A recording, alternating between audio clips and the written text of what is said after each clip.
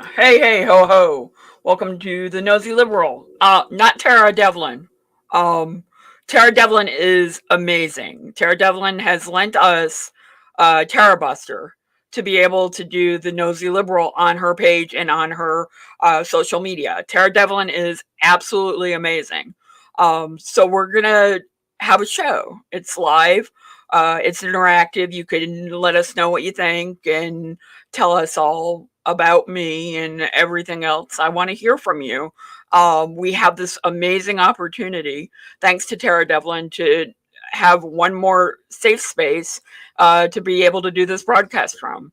We're on FYNation.com. We're on the Facebook page. We're on my page, personal page. We're everywhere. We're like a stalker. Okay, maybe not a stalker, but we're everywhere. And many thanks to Tara Devlin. She's a strong supporter of FY Nation, has been from the beginning. Um, and I cannot thank her enough. So here's how I want you to thank Tara Devlin before we get into the show. If you're not already, become a patron of Tara Devlin's Tara Buster. That's right. I'm not promoting my patronage, which I need. I'm promoting Tara Devlin's because Tara Devlin needs more support. So if you can help Tara Devlin and support Tara Devlin, do that. If you can't support FYNation.com or what we do and don't have money, because a lot of liberals are poor, tweet us. Hashtag FY Live. Whenever you hear a show like the Tom Hartman show on FYNation.com or see my show or anything like that, or tweet us. Hashtag FYI Live.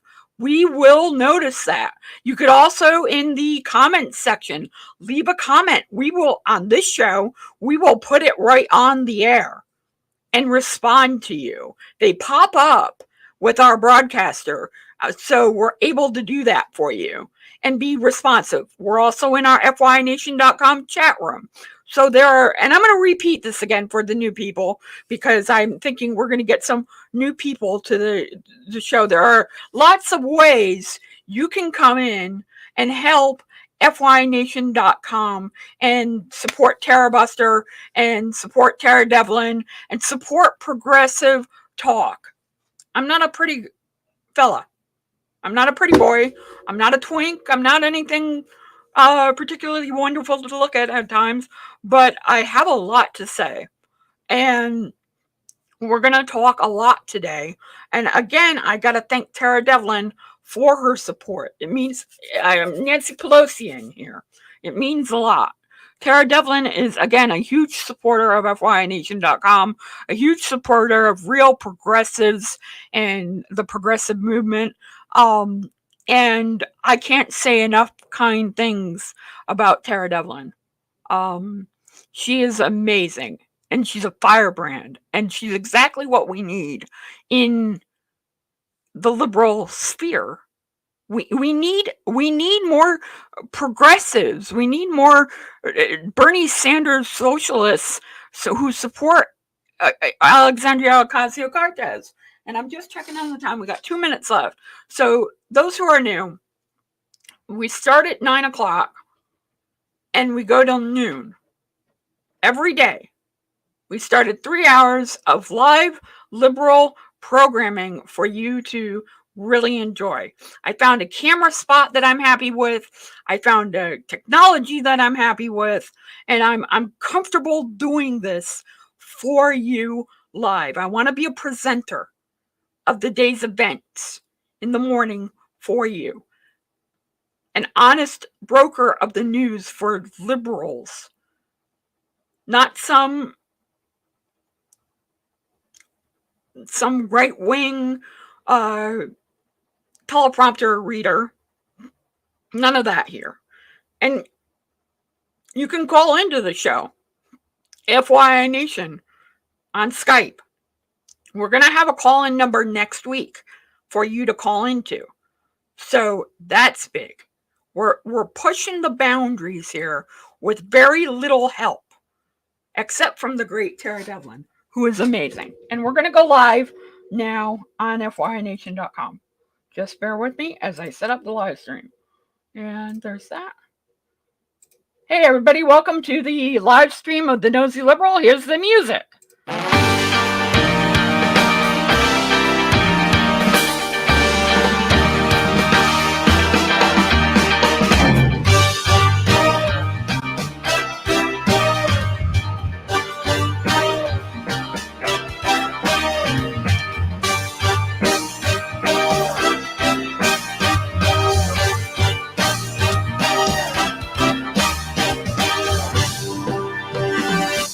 Hey, ho, welcome to the show, everybody.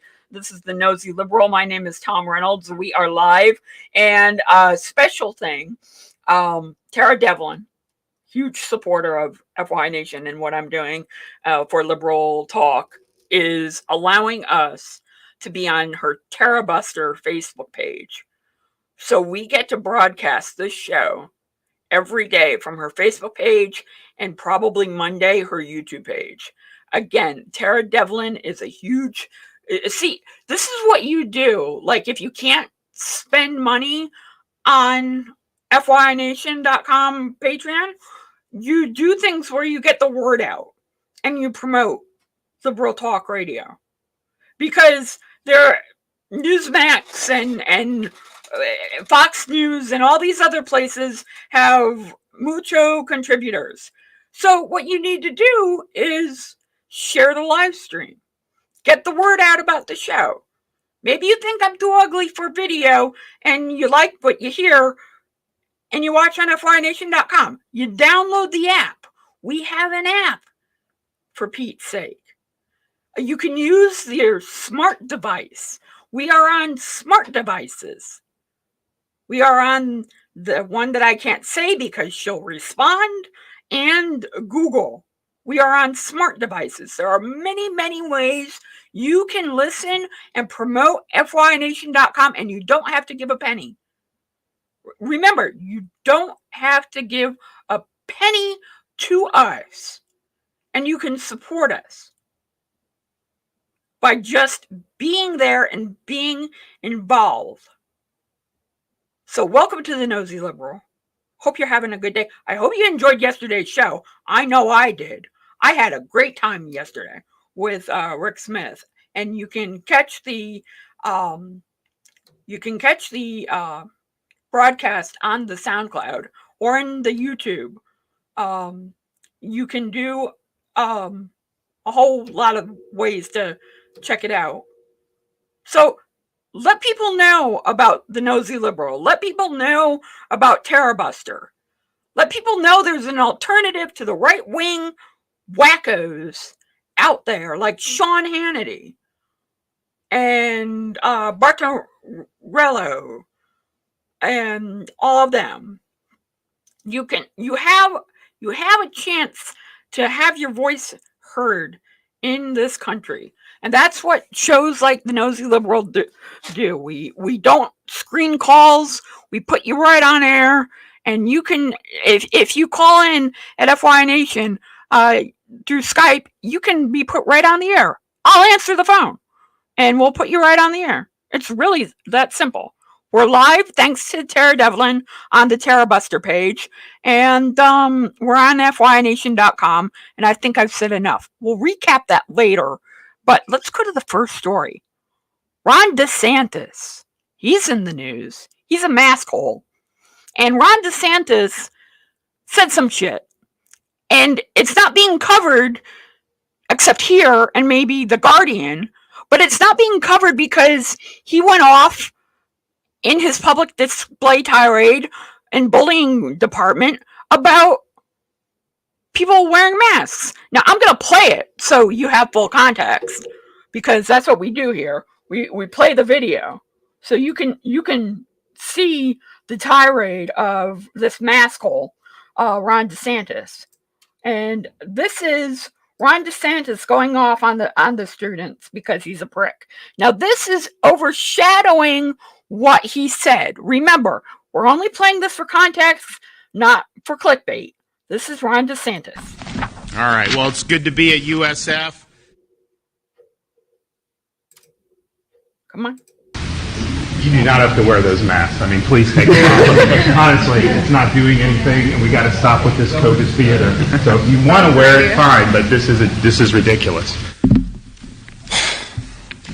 Look, All right. Well, it's good to be at USF. Gotta love the sigh. Ron DeSantis, biggest dickhead in the world. That's not why he's a dickhead in this story. Ron DeSantis is a dickhead because he thinks joking about France is a good thing to do. France fell in World War II. For those who may not remember, or might not be old enough to know. But France fell to the Nazis in World War II. And France put up a great resistance and helped allies during the war. By the way, Ron DeSantis, you fucking dickhead. And here we have Ron DeSantis and the story from The Guardian, which I'm going to share with you, where he is saying that France would fold if the invasion happened. This is what he's saying. He's a super duper dickhead. Just bear with me there. There we go. He's a super duper. I'm still learning how to do everything all at the same time without screwing it up. So for those new people from Terror Buster, thank you for putting up with this. But we're trying not to have so many technical difficulties on air as we do the broadcast. And if you would listen live on FYNation.com, that's cool. But we're everywhere now because you got to be as many places as you can to get the word out about how these people are completely horrible people. So The Guardian says that he said a lot of other places around the world, they would just fold in a minute if there are any type of adversity. I mean, you can imagine if Vladimir Putin went into France. Would they do anything to put up a fight? Probably not. That is the governor of Florida, a presidential wannabe. He wants to be the next president of the United States. He's willing to insult an ally. He's willing to insult an ally. He says it right. France would fold in a minute. Meanwhile, we got to talk about his COVID-19 theater bullshit comments. Because that gets overshadowed by his lack of foreign policy and his lack of street cred when dealing with foreign policy. Like, this man has no credibility on the world stage. Ron DeSantis has less credibility than Donald Trump, and Trump has no credibility on the world stage. And Ron DeSantis is going around. Look, you can make. I've made jokes about France. You can make jokes all you want. But this guy is serious. This isn't a joke to him. He's making a serious commentary about nations would fold. Does he think Syria folded? Does he honestly think Syria folded? I think he does. I think he thinks that during the Civil War, the Syrian people folded, fighting against a brutal tyrant. Meanwhile, they're still fighting, and there's little to no coverage of it. The Syrian war is still happening. The Syrian people didn't fold. What the hell is he talking about? People would fold. Are you serious, Ron DeSantis? Talking about how people would just give up in parts of the world? This guy wants to be president of the United States. He is the front runner if Donald Trump is not running for president. Let me repeat for you again. Ron DeSantis is the front runner if Donald Trump is not running for president. I believe Donald Trump will run for president. But if he if he doesn't run for president, we have this mask hole, and it's pathetic. It's really sad that this is where we're at. We have a complete and utter douchebag here. And by the way, I went into thinking today was Friday all day. It's not, it's Thursday. I've been up since about 5 this morning. Tara's probably going to kill me because I texted her at about 7 a.m. I feel bad about that. I forget times and days sometimes. I don't know if you do this. This is why I can never be president. When you have an event, an illness or a fall, they say, who's the president? What day is it? Yada, yada, yada. I could never probably do that very well. And I really love this camera angle, by the way. I am totally comfortable with this new camera angle. I hope you are too, for those watching. But Ron DeSantis, back to him, is thinking of running for president. Ron DeSantis is a giant turd in politics. I can't be funny about this. Like I would like to have a laugh and think it's some way to be funny, but I can't. And by the way, the time on my TV, this is why I can't get the right time, because the time on my TV just freezes. Love that Roku technology there. So there's that. But Ron DeSantis is like frozen in time. He thinks that a foreign policy statement is to say that other countries would fold. I'd love for him to name the countries he thinks would fold. But he has no balls, so he won't. At risk of offending the other countries that would fold. This is what we're dealing with. This is who we're dealing with on the Republican side. This is why Rick Smith says, don't work with them. Win. This is why Tara Devlin says, together we win. We have to win. We have to fight this adversary that is a complete mask hole and thinks masks are theater. This is where he is. He believes masks are theater. Ron DeSantis is a complete douchebag. And it's pathetic that this is where we're at. And it's sad. So that's where we're at, folks. That's what we're dealing with. We're dealing with a guy who is an intellectual lightweight trying to be a heavyweight. I mean, Donald Trump is the same thing. This is most Republicans. I'm not going to say all, but most Republicans are intellectual lightweights trying to be heavyweights. They have this aura of distinction and aura of class, and there's nothing classy or distinct about them.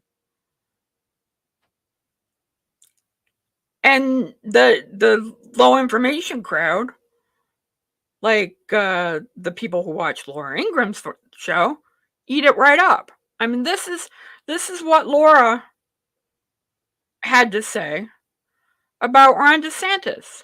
She was going gaga over Ron. And this is what these mask holes do. Those kids, get your masks off. I love that. People are all upset about Ron DeSantis today. He's take your mask. You look ridiculous. Someone has to tell these kids to push away the, all of the brainwashing that they've been subject to. Yes, somebody.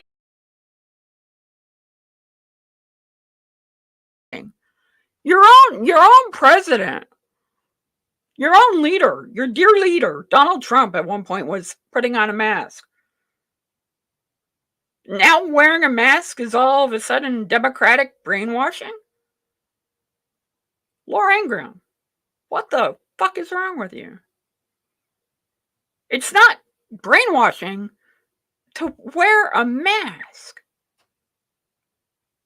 The brainwashing and the indoctrination is coming from the right, where you'll just be okay if you do nothing. That's the brainwashing. The brainwashing is coming from the right, who don't want to do anything but tell you to go take horse paste, ivermectin, and promote miracle cures and praying to God and pray. And there's nothing wrong with praying to Jesus. You want to pray to Jesus, be my guest. Pray all you want. But that's no medical treatment. Praying to God is no medical treatment for COVID. And for Laura Ingraham to praise Ron DeSantis on her show, she's doing a disservice to her audience, but she doesn't care. She's fully vaxxed. Laura Ingraham has to be vaxxed. Laura Ingraham at Fox News has a vaccine passport. And rightly so. You should have to be vaxxed. You should have to take precautions. Not just for you, for everybody, for your community, so you don't spread the virus. So you make it so more people will not get sick. Sometimes I wonder if people have an attention span long enough for this show. Because we do long form here at FYNation.com on this show. We don't just flip through the channel of all the topics. We do long form because, frankly, you can tie it all in together pretty well. You can tie in that Ron DeSantis is a mask hole, and Laura Ingraham is a mask hole. And these people don't deserve to be in any type of authority, but here they are. Highest ratings. Maybe the next president of the United States someday, whether it's this time around or the next. And this is what we're dealing with. I gotta say, I really am comfortable with this new camera angle. I don't feel fat and ugly when I do the show at this camera angle. For those not watching, you can watch on the YouTube stream. Please subscribe to the channel, the FY Nation channel. Like and subscribe to the channel. Please think about giving to Tara Devlin, who has lent us her Facebook channel to be able to stream the Nosy Liberal to get more. See, she doesn't have the money to donate to FYNation.com. So what Tara did was, you could have my space. She rented the hall to us, and we're playing on the band. And we're talking about Ron DeSantis being a mask hole and Laura Ingraham being a mask hole, because now we have another place to do it. And the more word we get out about the show, more people will watch. And I'll get hate comments because ugly duckling here. But that's okay. I'm ready for it. In fact, I would love my first piece of hate mail. That would be great. And you could email me at tom@fynation.com. I read all email. Maybe don't get to it all the time, but I do read everything. Unlike Ron DeSantis and Donald Trump, I actually read. I actually go in and take the time to go and do some hard work. I don't think Ron DeSantis has ever had a hard day in his life. Now, I'm not saying everything like George W. Bush was handed to Ron DeSantis, or Laura Ingraham for that matter. But I don't think they've had it. And look, my life is pretty easy. I get to do this show for 3 hours a day. I was able to quit my job and focus on my other business. And that's because I have a wonderful family backing me. And I get to try and do this. I'm not Stephanie Miller living in her basement, although I am living in my basement as I do this show.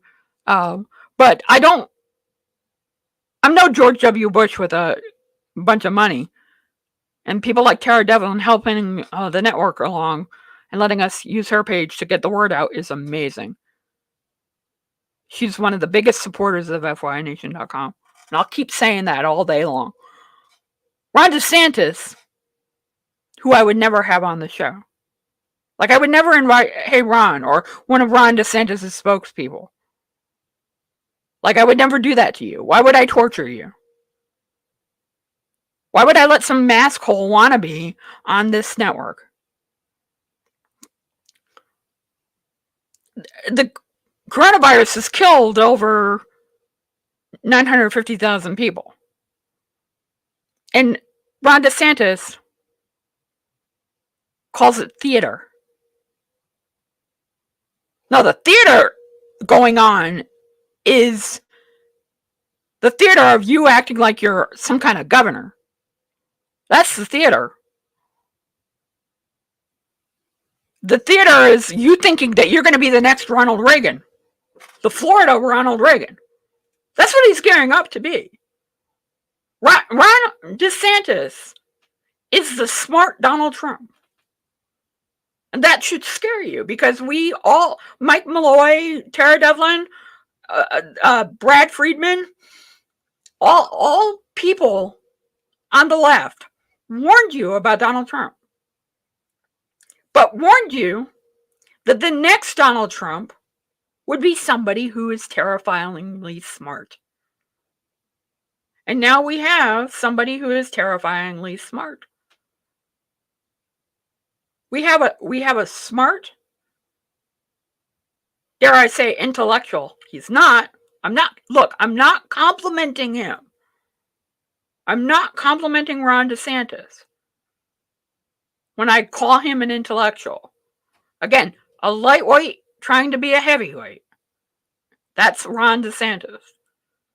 But when you are going around in the circles of people like the likes of Charlie Kirk and Kevin McCarthy, remember who they travel in, and Marjorie Taylor Greene. Remember the circles the Republicans travel in. Ron DeSantis is a heavyweight to them. Ron DeSantis is in presidential material to them. Ron DeSantis is a jackass to me. He's a masshole. He is a horrible human being. And his minions like Laura Ingraham are more than happy to give him street cred for the underreported stuff as much as the overreported stuff. Did you see it? I loved it. I just loved it. I bet you did, Laura. You like that totalitarian style of governing. That turns you on. That totalitarian bullshit. Laura Ingraham turned on is a scary thing in the morning, isn't it? A very, very scary thing in the morning. Laura Ingraham turned on. That should frighten the bejesus out of everybody, Laura Ingraham being turned on. So, Ron DeSantis, I think I've had enough of him, is an asshole. And I think we've made that pretty clear at this point. But not for the coronavirus stuff. I mean, that's all easy clickbait stuff. That's slow information stuff. When you talk about Ron DeSantis as a COVID idiot, you're big low information like the right. That's easy. Let's talk about the fact that Ron DeSantis has no foreign policy chops and thinks France would fold in a minute. He thinks France would fold in a minute. This is outrageous. This should be the headline. Ron DeSantis attacks European ally. But he doesn't think they're allies. Because he's a lightweight. He is an absolute lightweight. Trying to be a heavyweight. And it's pathetic. So, next story, we're going to move right along, if my computer will cooperate, to the next story here. And we're going to talk, where are we going to go? Let's load up the story on this computer, because this is what we need to do. See, it's always nice, even if you don't have an executive producer. Like Tara Devlin and I joke all the time that neither one of us have executive producers, and we got to do it ourselves. It's nice to have everything already out for you. We're going to go from Ron DeSantis being an asshole to Greg Abbott being an asshole. We're going to hop, skip, and a jump over to Greg Abbott, because why the fuck not? Those of you living in these states, vote them out, please. Blue, no matter who, I'm told. It would be nice if we had governors who wanted to actually govern in positions of power. It would be a wonderful thing, because then we could actually get things done like Medicare expansion and lower drug prices, and don't hate gay bills not actually existing. Like we're going to talk about this lawsuit. There's a lawsuit going on because there's a don't hate gay bill, basically, or don't say gay bill, basically, in Texas. Sorry, I got a little tongue-tied there. And now there's a lawsuit. And rightly so. Another story from The Guardian. See, I don't pick all right-wing news sources. I like a lot of right-wing news sources, but I'm trying to be a little bit more left in my news, but I don't just want to talk about the same thing all the time. It has to interest me. And this, being non-binary and being someone who came out in a very awkward way when I came out, this story I'm tracking. And I'll go anywhere with it. But from The Guardian, lawsuit aims to stop Texas investigating parents seeking care for trans children. So the lawsuit filed on Tuesday by American Civil Liberties Union, ACLU, of Texas and Lambda Legal named the Republican Governor Greg Abbott, asshole number one, my words, not theirs, as defendant, along with the Texas Department of Family and Protective Services and its commissioner, Jamie Masters. This lawsuit was filed on behalf of a DFPS employee, her husband, and her transgender child, who have chosen to remain anonymous. Good for them, my words. According to the lawsuit, the investigator from the Child Protective Services visited the family's home to interview them on the February 25th and sought access to the child's medical records, but their parents refused release forms. As you should. You should refuse release forms. The lawsuit argues that Abbott and the DFPS trampled on the constitutional rights of transgendered children, their parents, and professionals who provide vital care to transgendered children. And not for nothing, let's just take their side for a minute. Let's just take the right-wing side for a minute. Does this law go after people who want to stop their children from being trans? Like, because it seemed to want to stop even the discussion, even the entire, and I'm seeing somebody who is. And I believe they're a female. They believe they're a female. the totalitarian regime in Texas that is allowing this to happen. By the way, Vladimir Putin, totally cool with this. Just saying. Asshole.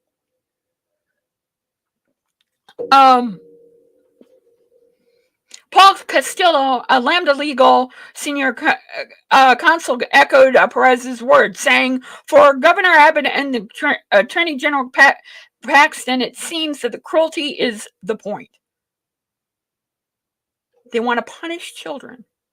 They want to punish families for the crime of being transgender. This is why I say, and I have this discussion with my straight friends and family and cis friends and family. This is why I say the discussion is not over yet. Right? We have to continue to have a talk and fight the fight. Because, I mean, never mind that there are some countries where you can get flogged or imprisoned for being gay. Never mind that in most states you get married and then you get fired. The right is attacking children. Vulnerable children who are likely to commit suicide because of the bullying that's going on. It boggles my mind that they can be this cruel, but yet they are. That they come out against children, and we have to sue them. Because as Tara Devlin says, they don't know how to govern. So they come up with these crazy laws to attack children and parents and families and do harm, real harm. All in cases of a crying victim. Because them they're gays. Oh my God, them their gays want rights. Oh my God. Them their trans kids want to go to the bathroom that they identify with. Oh my God. Oh my God. Why is it Republicans are desperate to regulate women's uterus, to regulate trans body changes to prevent dysphoria? They're willing to regulate this stuff, right? They're willing to go after this stuff on a regular level. And here we are having to fight it. You know the way to really fight Republicans? Don't put them in power. Don't put them in power. Beto O'Rourke would have never signed this bill. He just wouldn't have been this cruel. Beto O'Rourke. Say what you want about him, that he's not left enough or too left, or said you don't like his stance on guns or you do like his stance on guns. Say what you want about Beto O'Rourke. Beto O'Rourke would never have been pressured like Greg Abbott was into signing this bill. And he was pressured because they don't do things like they don't have. And we're going to cover this story next, and I'm going to tweet it out. Hashtag FYI Live if you want to see the Twitter stream and go to the next tweet with the story. They get pressured, and this is reporting done by the Right Wing Watch, by rightwingwatch.org. Greg Abbott was pressured, and they take joy in this. This is why we watch these people, because they take joy in what they do. It's important for people on the left, like Tara Devlin, to call these bastards out as fascists and go after them. Because they take Terry Schilling, who is claiming credit, and I posted it in our Twitter feed, claiming credit for the anti-trans directive from Governor Abbott. We put together a 750,000 grassroots They spent $750,000 to do this. Grassroots, this is how much they hate children. Grassroots advocacy campaign with the war room support, and we put pressure on him right before the election. It wasn't a coincidence that he did this. And Abbott basically instructed all the state agencies to treat this as child abuse. No, what you're doing is child abuse. Going after trans kids is child abuse. Acting as if they have a mental disorder is child abuse. Going after the families, that's child abuse. Terry Schilling has a warped definition of what child abuse is. Child abuse is telling a kid they have to be what they don't identify as. And then they wonder why they committed suicide. Me, I don't identify as male or female. For multitudes of reasons. I don't make a big deal out of it. But I don't feel comfortable as a male or as a female fully. So what do I do? What do? I become non-binary because it's comfortable and it fits me. It has to fit the person. They don't just instantly say, I'm going to walk into a woman's bathroom or I'm going to compete in a one. This is what Republicans think. Terry Schilling, the guy who spent $750,000. Imagine what we could do with $750,000 at FYNation.com. Or Terrorbuster could do. Tara Devlin's channel. Imagine what we could do, and we could get liberals elected who would stop this and who wouldn't be they bullied a governor. They were happy to bully a governor, a sitting governor. They went and they bullied. He was not going to lose the election, but they said, how dare you don't do this? How dare you don't become the bully to trans kids and the LGBTQ community? You better be a bully, Greg Abbott, or we're going to primary you. They're certainly not going to go to Beto O'Rourke. They're going to primary them.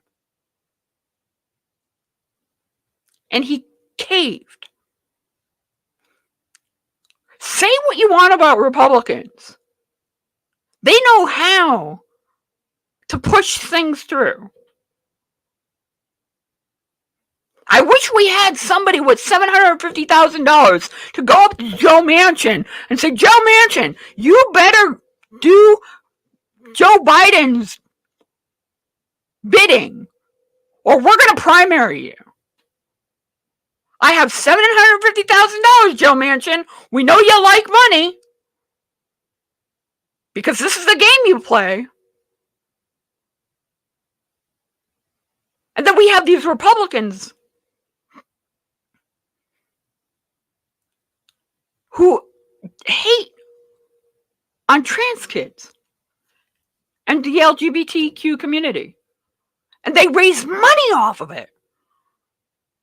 This is what they're raising, and the left is barely doing anything. You got great people like Robin Kincaid out there championing transgender rights as an activist and running in her party. And Robin is doing in West Virginia and doing what she can. You got Tara Devlin doing what she can. You got Stephanie Miller doing what she can. But we don't have enough. We don't have the bullhorn, the megaphone of the right wing that the right wing has. We don't have the rich donor families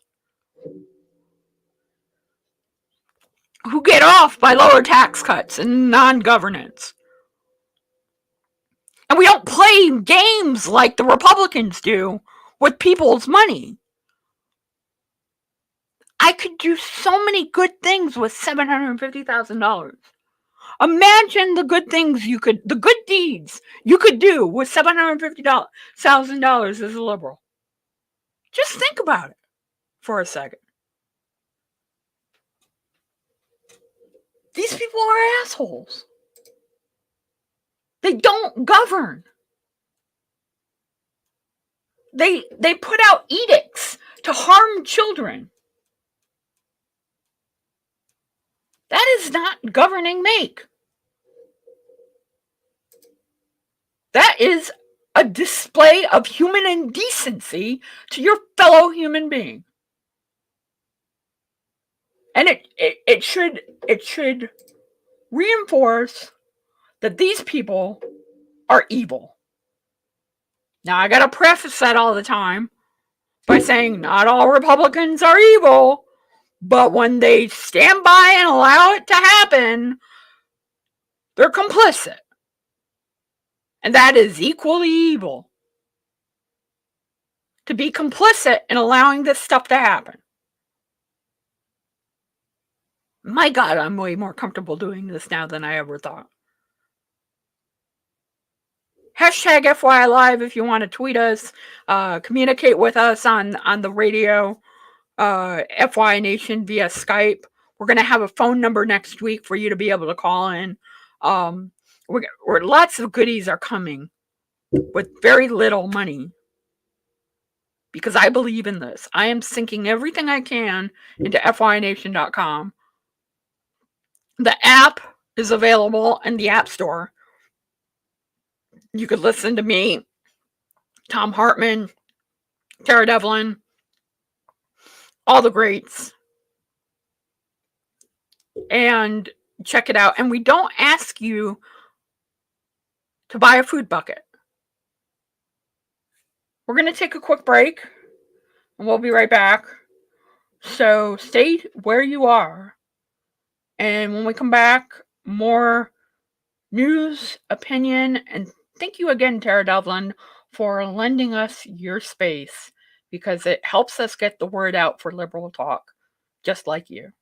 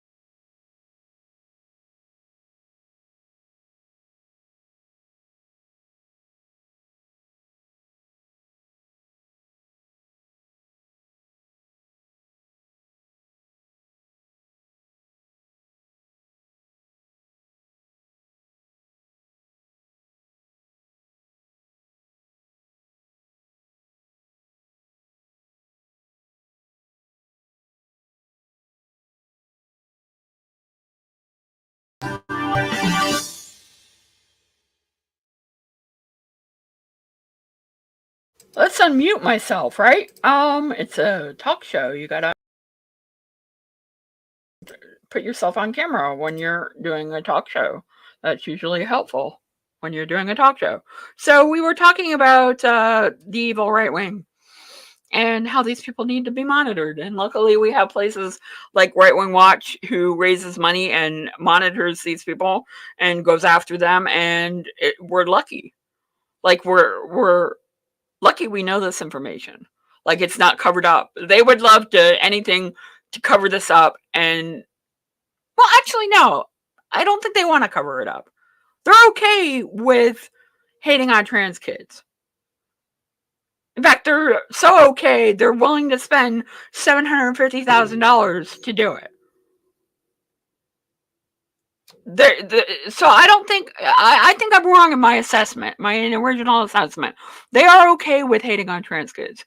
They are willing to spend this kind of money and go after trans kids because they believe they're right. That's sad. They believe they're so right, they're willing to spend $750,000 to get a governor to do what they want, which is their bidding. This is where we're at. This is where we're stuck. And again, it goes back to the Republicans do not lead. There's no leadership in the Republican Party. That's a fantasy. To believe that there's leadership in the Republican Party is a fantasy. There's no leadership in the Republican Party. There is only lightweights trying to be heavyweights. They are grifters. They always have some kind of con. They always think they can go against normal people because they have God on their side. And they are awful human beings. And it's surprising that any mother could love them. It really is. I don't get it. Like, I don't understand. I don't understand. And somebody needs to explain this to me. How people can love these people.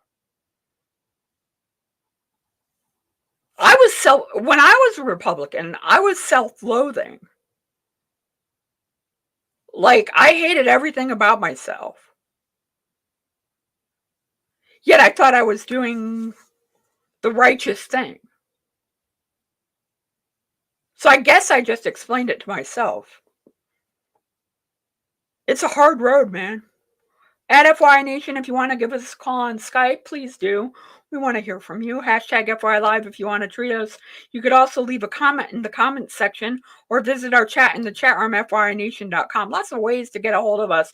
If you leave a comment in the comments section, we will show the comment so I can hear and see what you're thinking. So leave a comment in the comment section of where you're watching, and whether it be the TerraBuster page or FYNation.com page. These Republicans, are they lovable? I'm asking a question like Tucker Carlson asks a question. Are Republicans lovable? Can you love a Republican? Should you love a Republican? These people are willing to spend $750,000 and take credit for it with glee on hating on trans kids.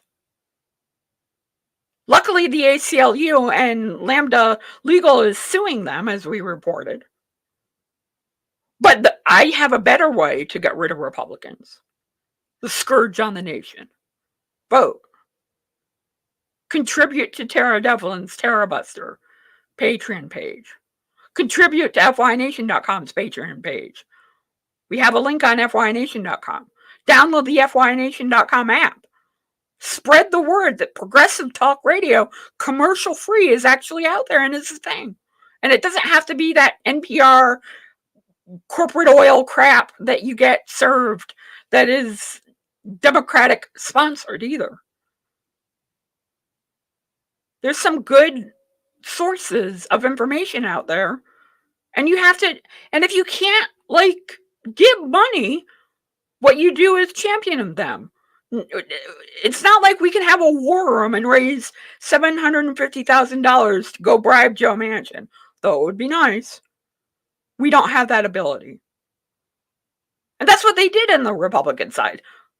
They went and bribed Greg Abbott to get what they wanted, a hate trans people directive.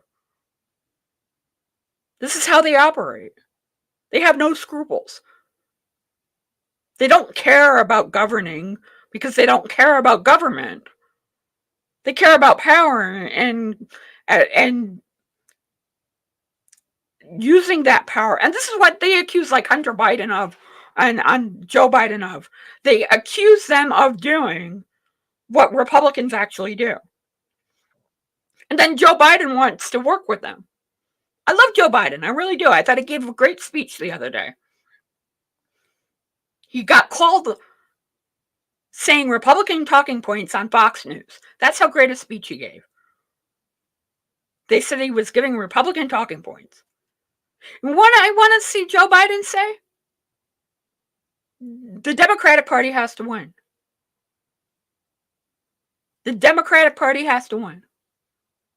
That's what I want to see Joe Biden say.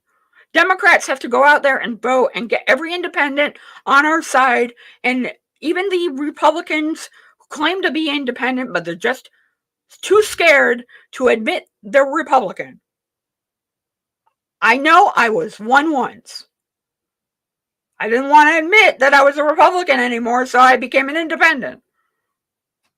That's one step closer to being a Democratic supporter and a Democratic voter.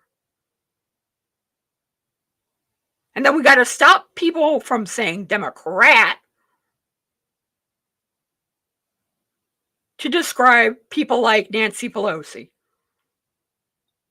because they've used it as a pejorative.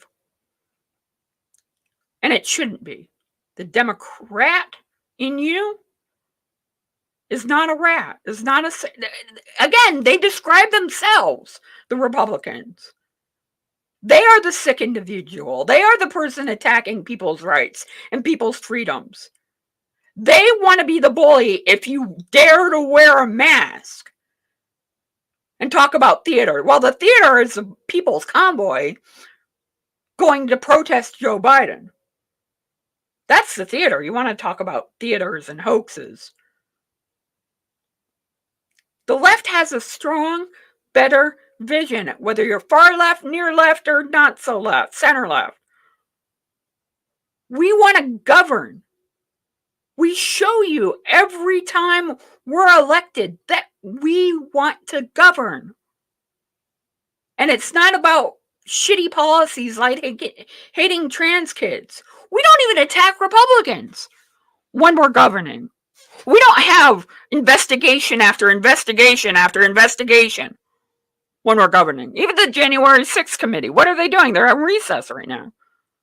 And that's a legitimate committee to go after Republicans and people who attack the Capitol. And there's not, the Democratic Party is too busy governing to go and do the January 6th committee that the Republicans were so afraid of and so mad about. They project constantly, the Republicans.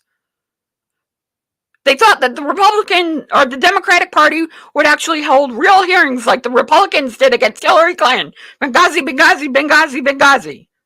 12 hours at a hearing she did, Hillary Clinton. Shouldn't have had to. And God damn it, the Democratic Party should have been raising money off of that. Every goddamn penny for Democratic candidates. We should be using Benghazi as a rallying cry for Democrats. We should be doing what the Republicans do, but better. Leading.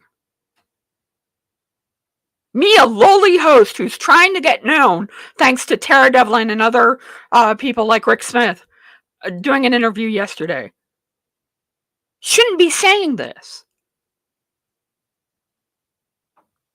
I shouldn't be saying this. It should already be done. Like Beto O'Rourke is going to go after Greg Abbott. Is he going to win? I hope so. I want to see an actual Texas governor do some governing instead of going after trans kids. If I had money, I'd donate to Greg Abbott. So I don't have money, so I'm going to give every positive I can for Greg Abbott. Do I agree with all his policies? No. Do I think a Green Party person could do better? Probably. Do I think a Green Party person in Texas is electable? Absolutely not. See, I live in reality. I live in the reality that we have the Democratic Party and we have the Republican Party. And the party that we're fighting against every day and not just doing the news story about is the Republican Party. We're out to win. And you cannot win and you cannot make the society better for more people if you play nice. You have to go out and after these people. You have to call Kyle Rittenhouse a murderer because that's exactly what he is. He wants to even murder free speech. Kyle Rittenhouse does. Kyle Rittenhouse wants to murder free speech because he doesn't agree with what you said, so he's going to go out and sue. Kyle Rittenhouse is a murderer. This is what we need to say. We need to say it loudly. We need to be champions for people like Joe Biden. Even if we don't always agree with them. We don't need to have, like the progressives did, a State of the Union counter thing. Let the Republicans do that with Marjorie Taylor Greene and look idiotic. Why do we have to shoot ourselves in the foot? And if you're going to do that, say this is what, if you're going to have to do it because you want to do it, say this is what progressives are fighting for to help the Democratic Party. And the reason the Democratic centrists on clockwork, keeping the trains running on time, get to bash progressives is because they say they're against the Democratic Party. And they can point to Tayyip's State of the Union address after Joe Biden's State of the Union address and say, why did she even do that? And Bill Maher can go on the TV and bash her. When, by the way, we should all be supporting her. Because she has good, sound policies. That could be made into law if we just got together to do it and actually fought the Republicans. The left infuriates me. The left infuriates me because they're too busy. Jimmy Dore is too busy attacking the Young Turks. Stephanie Miller is too busy attacking Bernie's supporters. Bernie's supporters are too busy attacking Hillary Clinton, even still, and not supporting Joe Biden enough. And then we all wonder why Joe Manchin is able to do what Joe Manchin is able to do to help the Republicans. Whatever happened to Blue No Matter Who? Whatever happened to that? I don't want to just report the news here and tell you what's going on and be a presenter for you. I want you to come to the table and be here with us as we tell you we won. I want to be a champion for social justice. I want to be a champion for human rights. I want to be a champion for trans kids. I don't want to be the one who raises money for Lambda and ACLU to sue them like the store we did. I don't want to be that one, and I blew through the break. This is what happens when you get into a rant. My former Rush Limbaugh is coming in. I don't want to do this way. I want you to come to me and say, what are the Republicans doing wrong today? How can we go after the Republicans? The Democratic candidate or person is not my enemy. Let's say that again. Joe Biden, except in a primary, is not my enemy. Nancy Pelosi is not my enemy. You got to push these people to the left. You got to take the party that way like Bernie is trying to do. in his committee, which he chairs, by the way, because he's in power. You got to get rid of people like Joe Manchin and get better Democratic people in there. That's who you primary. You give better opportunities to better Democratic people who will actually make you want to believe blue no matter who. You can't, Democrat, this is how outrageous it is.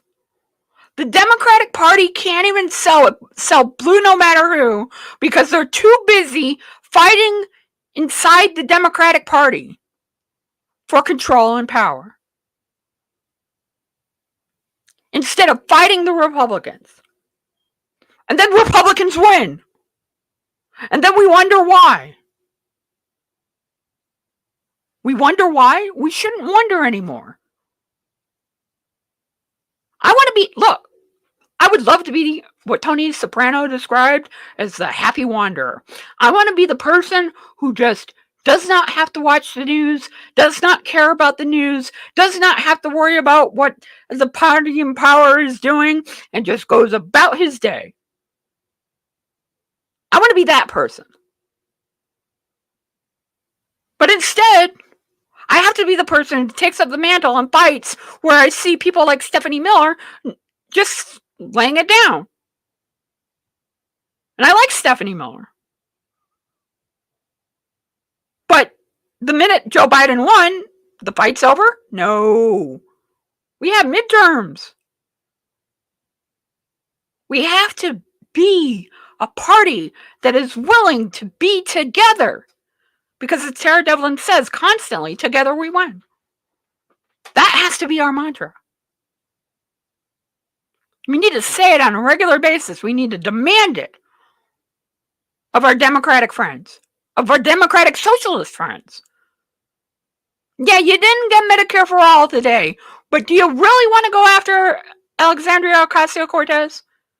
Is that the route you really want to do when she's the best in a generation of politicians for our cause? Do you really want to do that? Do you really want to give the Republicans a win? And love me or hate me, that's where I'm going. You can hate me and this broadcast and this show. I will call these people out. And I will say the most damning thing we can do to a Republican is make them lose. January 6th proves that. The most damning thing you can do to a Republican is make them lose. The most damning thing you can do to a Democrat is to let the Republicans win. And then you get bills funded by right-wingers to attack trans kids. And then we all complain about it and we say how bad it is. And what if Texas was blue? Well, what if we won? What if we stopped fighting Democrat against Democrat because we disagreed with Nancy Pelosi and started fighting Sean Hannity and Tucker Carlson and Jesse Waters and Eric Bolling on Newsmax and Rob Schmidt on Newsmax? What if we started fighting those people and their narrative? What if we did that? And that's why I adore Tara Devlin so much. Because Tara Devlin is giving me access to her platform so we can fight them. And I'm not a pretty boy. Not even a pretty girl. I'm non-binary for that matter. But what I want to do is I want people to be pumped up. I want people to rise up in support of democratic governance by the Democratic Party. I don't care at this point if it's Joe Biden or Bernie Sanders. I want them to get the job done. I don't care if we have to be pragmatic about it or shove it through. I want to get the job done. That's why we need more unions, like Rick Smith has championed yesterday. That's why we need more people like Tom Hartman to give us the straight news and get people out there who's going to be on the show. I cannot wait until Tom Hartman comes on this show. He's going to be on the show March 14th. Robin Kincaid, March 15th. Jeff Waldorf from the Young Turks will be on St. Patrick's Day. And Ron Placone from Jimmy Dore fame and Terror Buster will be on the 15th. And Desi Doyen will be on the 22nd. We are fighting here for your freedom, for my freedom, not just so we can have a better show and be entertainment, which Fox News is. It's not a news broadcast. It's an entertainment channel. I watch it. I do clips for it. We talk about it. But it's an entertainment broadcast. We are entertainment. Infotainment, if you will. We're a morning show. I need your participation. Whether, again, it can be listening passively, it could be listening aggressively, however you want. It could be sharing the video. I need your help. Tara needs your help. This is a cry for help right now. I'm not even asking for money. I don't want your money. If you want to give the money, give it to Tara Devlin at her Patreon. I'm not even asking for money. Or give it to Brad Friedman and Desi Doyen or Robin Kincaid. FYI Nation needs money, but I'm not asking for it. Because I'm okay. I got all the equipment and all the things that I need to be able to keep FYNation.com on the air and doing this show to piss off Republicans. What I am asking for is your participation in the program. What I am asking for is you to come out for democratic principles of the Democratic Party. Not small d, big D. And I'm asking you to fight against Republicans. And not fight against other Democrats. Can we do that? I'm having Ron Placone on from the Jimmy Dore show. Say what you want about Jimmy Dore. I adore Ron Placone. And I don't see anything wrong with it. Would I have Tulsi Gabbard on? Absolutely not. In fact, she bothers me. If she was a real Democrat and not a rat, I would insist on having her show. But that's how the cookie crumbles. So enough of that. Let's move on. We're going to take a quick break. Then when we come back, more commentary and news. I got a little righteous there. I'd like that. That was fun. So we're going to come back with a break. After the break, some more stuff. I got videos. I got some stuff to talk about. We'll be right back.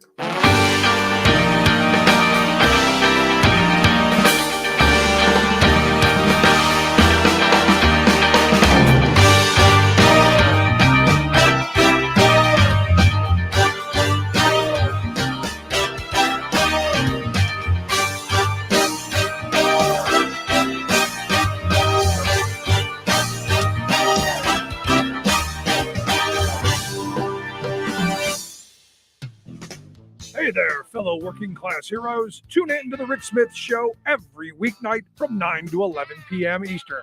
That's Monday through Friday, 9 p.m. right here on commercial-free FYINation.com, your liberal lion for all things talk radio. The Rick Smith Show is commercial-free thanks to your generous donations to FYINation.com. The Rick Smith Show is where working people come to talk. You can find FYINation.com on your smart device and listen to me, Rick Smith, weeknights 9 p.m. Eastern, right here on FYINation.com. FYINation.com is communication with motivation.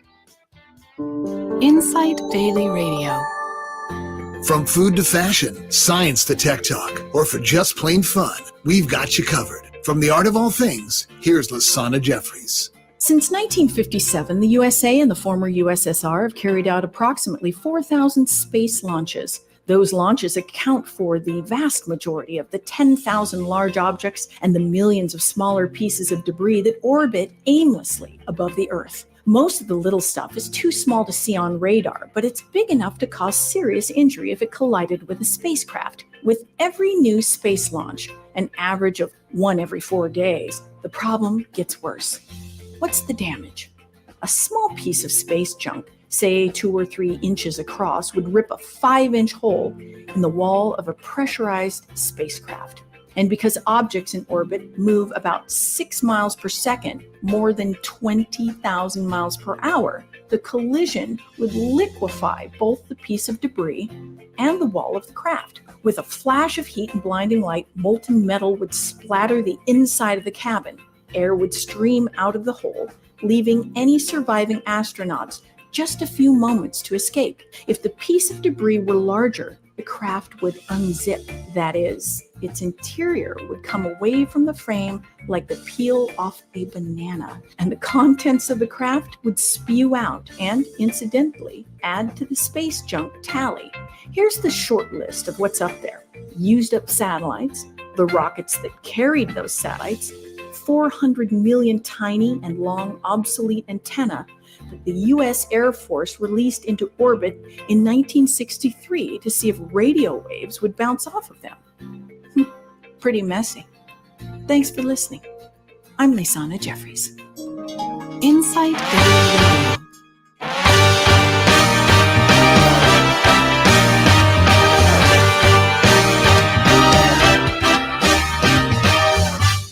I wish I had something to automate that.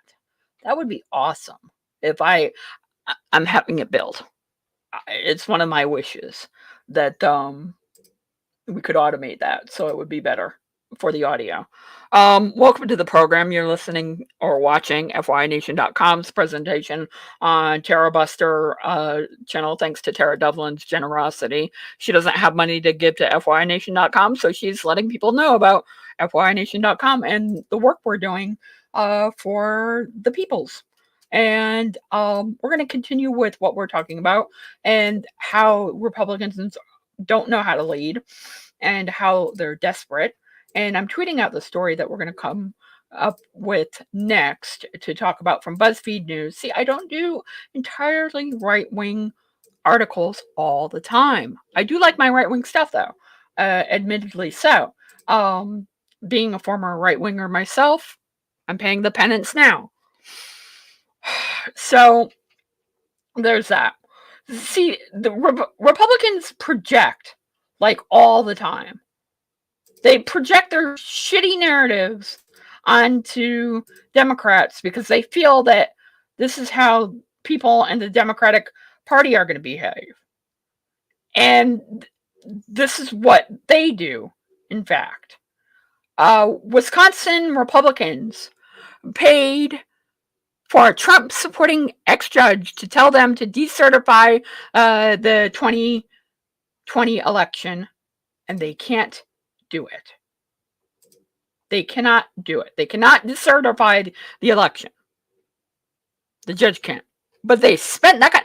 They are spending $750,000 to attack trans kids in Texas, $676,000 in Wisconsin for a Trump-supporting ex-judge to decertify the election. They're flush with money to attack people. And by the way, no real leadership here. The judge, Michael Gableman, spoke for more than 3 hours before the Assembly's Committee on Campaigns and Elections in a presentation that was featured videos of lawyers pressing Americans in nursing homes on their capacity to vote in front of skeptical family members and allegations of broad conspiracy by Democrats, state and local elections officials, and Jewish billionaires to defeat former President Trump.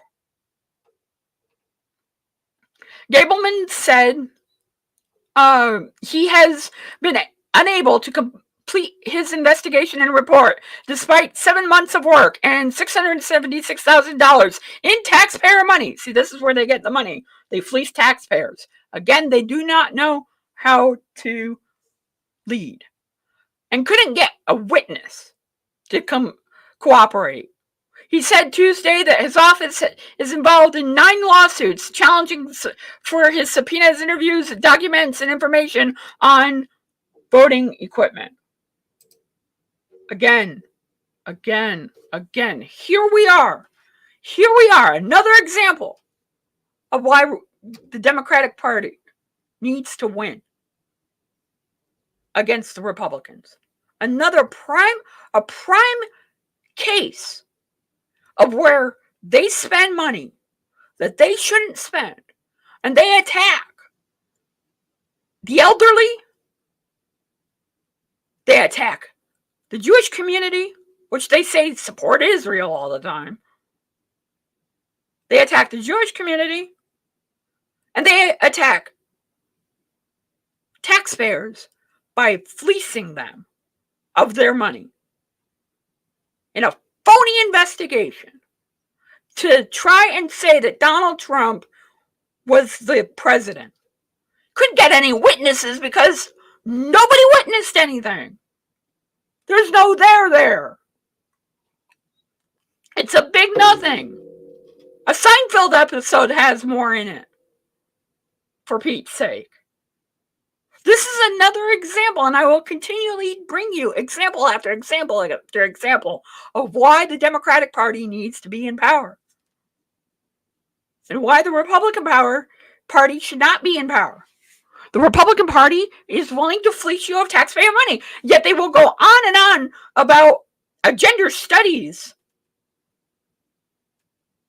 situation if the school funded by the university and the state, we did that story yesterday.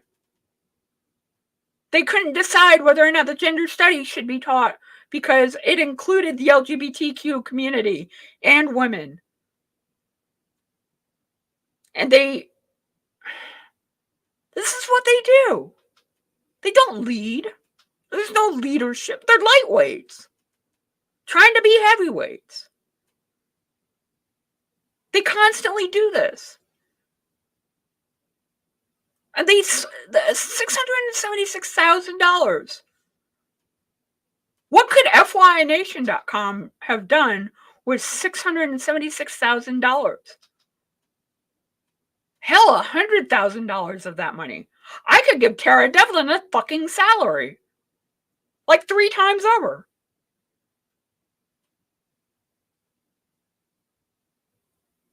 It's unbelievable to me that this is how they spend their money. Taxpayer money. And it's not their money. It's our money. They just think it's their money. Because they're in power. So they have to, and you never hear a Republican complain about an election they won. There was never any fraud in any of the elections in 2020 that they won. Remember, this is what we're dealing with. A bunch of liars. A bunch of scam artists. A bunch of grifters. And we need to speak out against it. We need to continually speak out against the Republican Party and how they do nothing for you except spend your money on frivolous things. $676 in taxpayer money for a judge. Outrageous. At least when they went after Greg Abbott in Texas, they raised the money and didn't use taxpayer money to go after trans kids. But they still went after trans kids. Because they have to divide, they have to hate, they have to conquer. They have no policy. They have no governance skills. They do not lead, ever. They talk about Joe Biden leading from behind. The difference between Joe Biden and Donald Trump is Donald Trump is leading. Joe Biden is leading. Donald Trump is not a leader. See, I get a little angry and I get tongue-tied. Joe Biden is a leader. Joe Biden has been a leader for decades. Agree with him or disagree with him, he knows how to get things done. But if you ask a Republican, Hunter Biden, he knows how to scam, yada, yada, yada. We gotta fight this crap. When the true scam is $676,000, and this should be a bigger story. This should be an investigation. But I only find it on BuzzFeed News because it's not, clickbait. Now, this judge also spoke at a Trump rally and suggested the vote was stolen. Couldn't find a witness for that, but that's what he did.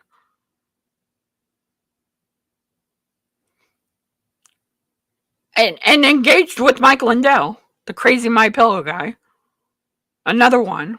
I wonder if he's back on the drugs. I truly do.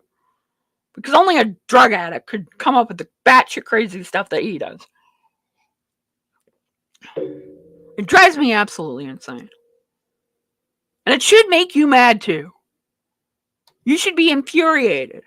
You should be infuriated that people like Donald Trump are in power. And people like the Republican Party are willing to spend $600,000. Imagine how many homes you could have gotten for the homeless vets that they say they care about. That was wasted. Talk about government waste. $676,000 to not come up with one witness. Not one witness they could come up with. And they spent all this money. And months to do nothing. They do not care about you.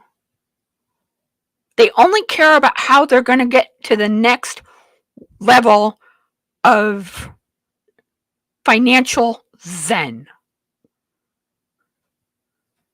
That's why they're believers in the prosperity religion.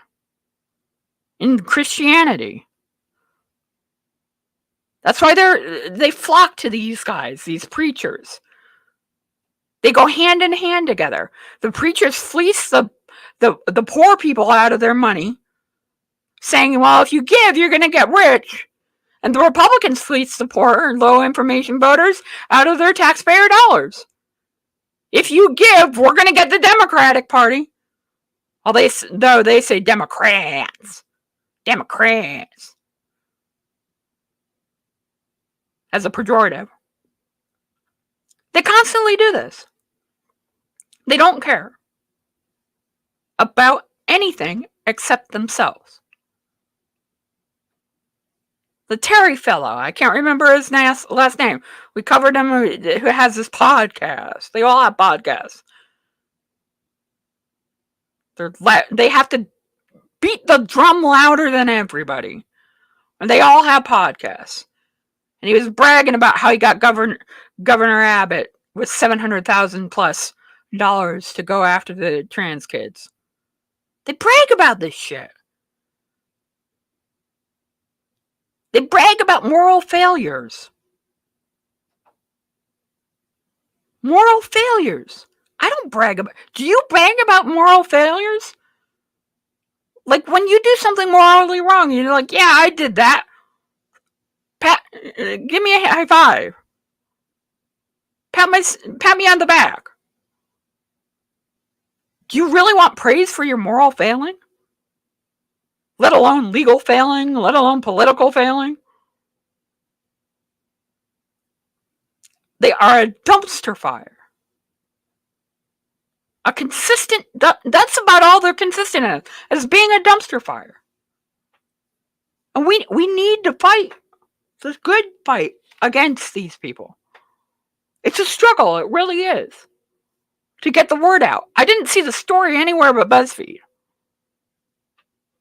This should be a national story that Wisconsin Republicans tried to rig the election for Trump and failed with taxpayer money.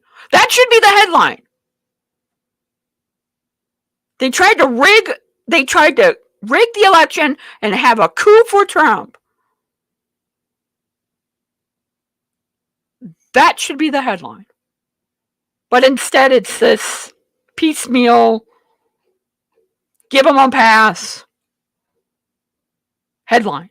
Wisconsin Republicans paid $676,000 for a Trump-supporting ex-judge to tell them to decertify the 2020 election, which they cannot do. The headline, at the very least, should be Republicans stole taxpayer money. That should be the headline.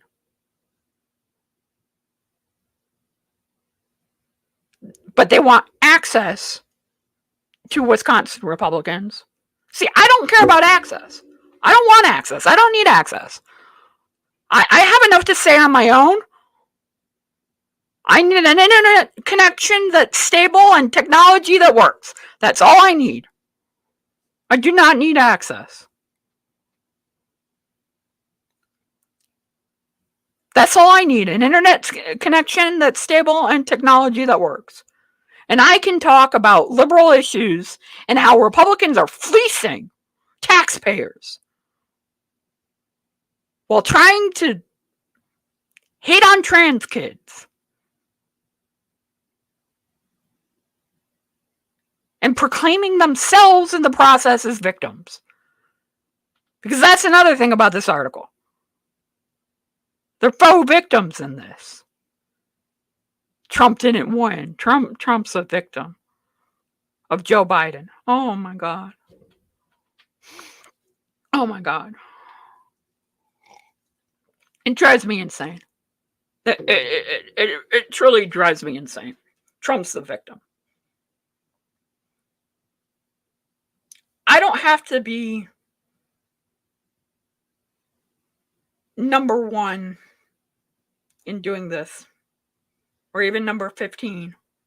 I just have to be heard.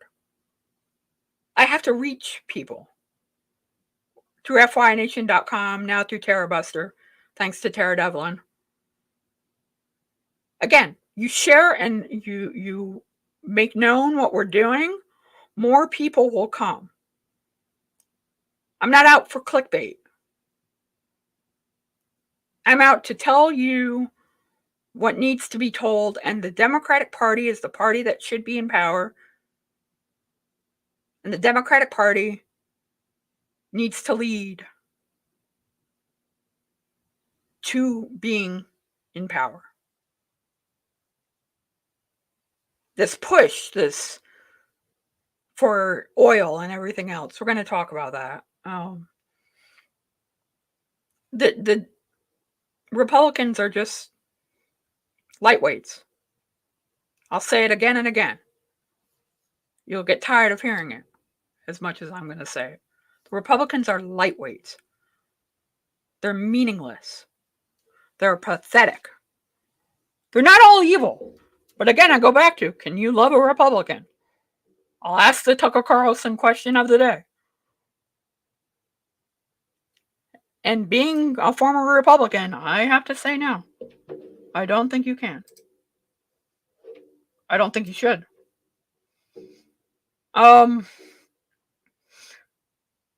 So that's where we're at with that. I'm trying to decide which video I want to play. I think I'm going to go with Tucker Carlson attacking the judge. Because we haven't talked about that. And I want to talk about this because they're all attacking this judge or attacking Joe Biden's pick because she's a good qualified judge. But they want to attack Judge Jackson. They want to go after her. and make it a partisan thing. Because again, they have no leadership skills, so they have to do it. And here's the Tucker Carlson's clip.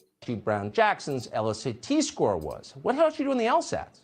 Why wouldn't he tell us that? That would settle the question conclusively as to whether she's a once-in-a-generation legal talent, the next learned at hand.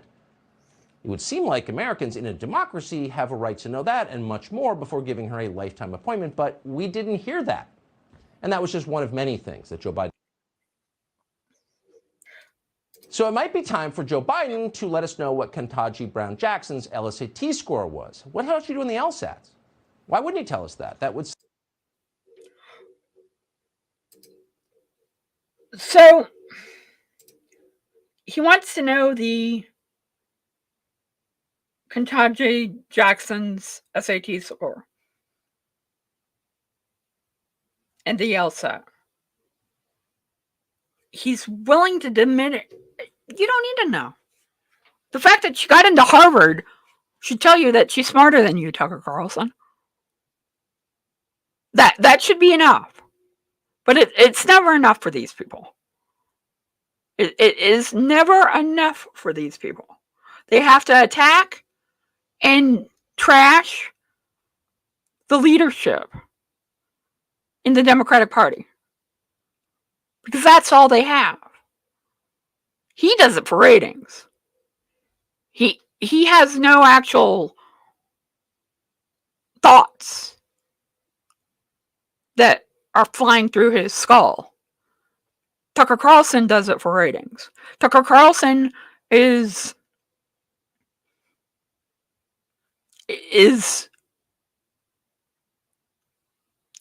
a problem. That's the best word, a problem. I was trying to find the best word. He's a menace. And he is willing to attack Judge Jackson and diminish her for a number of reasons. Tucker Carlson is willing to attack Judge Jackson because she's black. Tucker Carlson is willing to attack Judge Jackson because she's Joe Biden's pick. Tucker Carlson is willing to attack Judge Jackson because she's a woman. Tucker Carlson is willing to go after it because it fits his narrative to talk down to America and the American people. I don't think I ever talk down to you when we're having a discussion. I think you're too smart for that. I don't think you're a low information voter. I think you want to see change. I don't think Donald Trump thinks that I need more low information voters. No, I want people who are smart and will have a discussion and be motivated with communication. Communication with motivation is, after all, what we're about here at FYNation.com. They don't care about her resume, the fact that she is a trial judge, the fact that she is the most qualified person. They want to focus in on her race. They want to focus in on her family background, which they will get to, because apparently one of her brothers is serving a prison term. They want to focus on all that. They want to, and they're doing it for a win, because she's going to be confirmed. But if this strong African American woman is diminished by the Republicans and conservatives or whatever, infotainers like Tucker Carlson. Let's call him an infotainer. I think that's a true statement about what Tucker Carlson does. He's an infotainer. If they are willing to go after Judge Jackson to diminish her,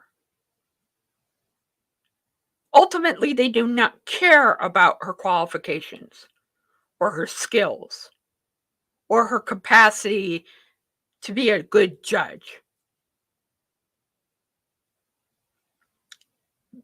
Because she's not on the right team. She's going to be a dissenter to the crazy right wings judges. So they're going to continually call her an activist judge, and they're going to diminish her, and they're going to insult her, do everything but call her the N-word. Which they basically do when they say that Joe Biden didn't have a right to pick her because she was black and a woman. That's what they're basically saying. Joe Biden didn't have a right to do that. Joe Biden can do whatever the fuck he wants when picking a Supreme Court justice. The Senate is only there to advise and consent. Again, only there to advise and consent. Tucker Carlson does not get an own opinion in this. Thank Christ. So we have to deal with people like him attacking this judge. Because in their eyes, the great offense that was committed by Joe Biden was saying, I'm just going to find me an African-American female, and that's all I'm going to do. See, that was the offense Joe Biden committed. Joe Biden came out and said, I'm going to find me a strong black woman to be Supreme Court judge. He didn't say, I'm going to look through all the candidates and then I'm going to find one. No, he said, it's about time we had a strong black woman on the Supreme Court, and by God, you elect me president, I'm going to do it. And frankly, it's the greatest thing he's ever done. It puts terror in the hearts of the Republicans. They are afraid. Condoleezza Rice is no strong black woman. Sorry to say. She's a follower to the nth degree. Candace Owens, follower. Lightweight. Another lightweight.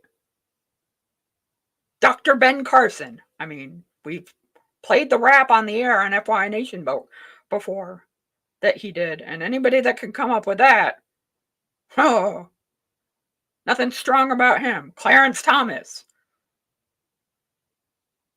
Need I say more? The right likes to pick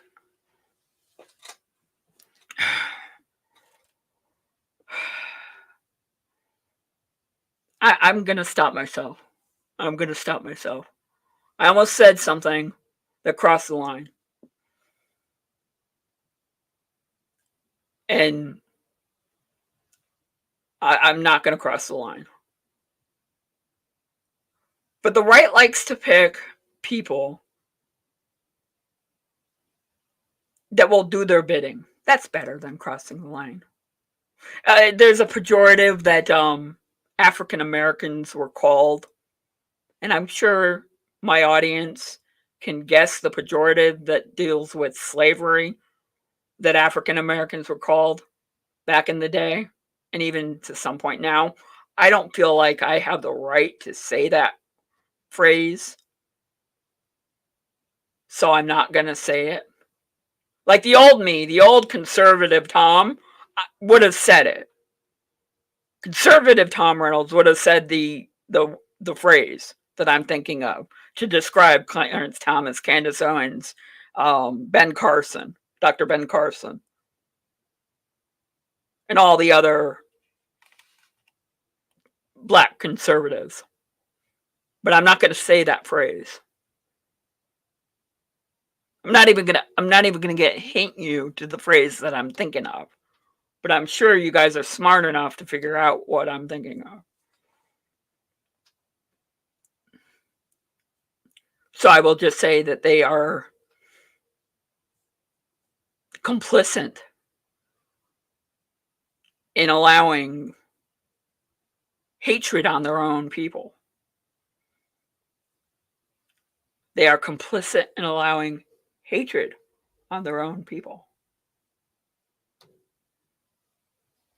And it's sad. And it's pathetic. And the header just blocks my face. So that's always fun. Let's do it that way. That doesn't block my face. Although some would suggest my face needs to be blocked. And then Tara would slap me for saying that. Rightly so. But they like, and I can't get this phrase out of my head now. Part of me wants to say it, but I'm not that person anymore. And I don't feel comfortable saying it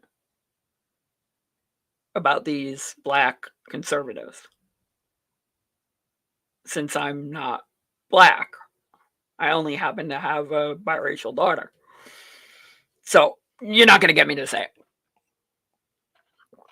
But that being said, they are complicit in allowing black people to be racially divided.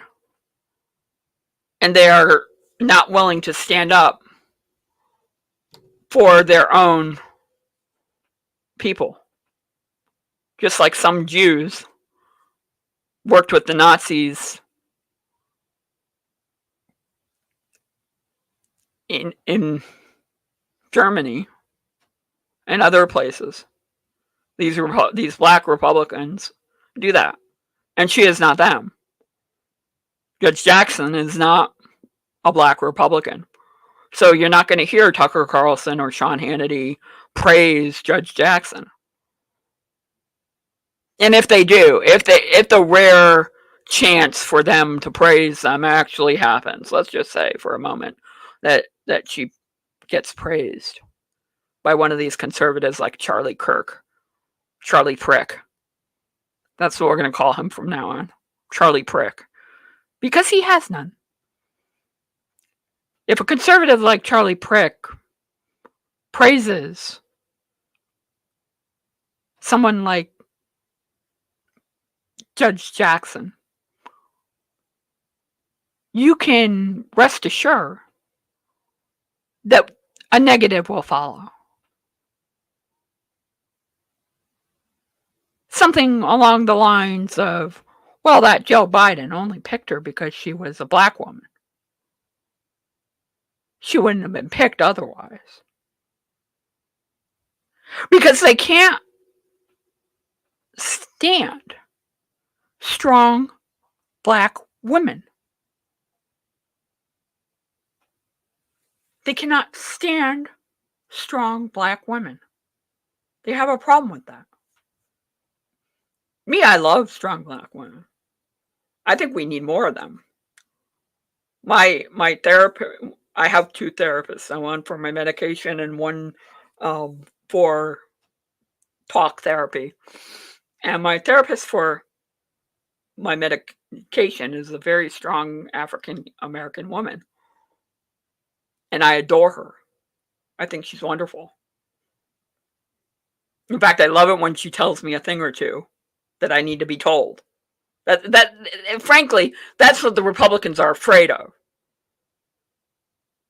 They're afraid of dissent from a strong black woman. They like Clarence Thomas, who doesn't ask questions, who doesn't say anything, who just toes the party line. And is that pejorative that I won't say. They like him. So they give him constant passes when he behaves ethically and morally wrong with his wife. Somebody's calling me. I'm not going to answer the phone. I got myself on some kind of telemarketing list by accident, and now my phone is besieged by unknown numbers, and I hate it. As much as I hate Tucker. No, you know what? I don't hate Tucker Carlson. I think he is a menace and a problem. I don't hate him. I almost wish I could hate him. It would make it easier. But I hope that he will, and this won't happen, I hope that he would think more about what he's doing to the country and less about his ratings and how much money he's going to bring in with his next Fox News paycheck. But I very well know that he's not going to do that. So there's that. He's going to diminish it. He's going to be happy to diminish a perfectly good, fine judge. And I'm going to defend her to the hilt. Because she is immensely qualified. She's not a rapist. And she's not a bigot. So I'm gonna champion her as much as I possibly can.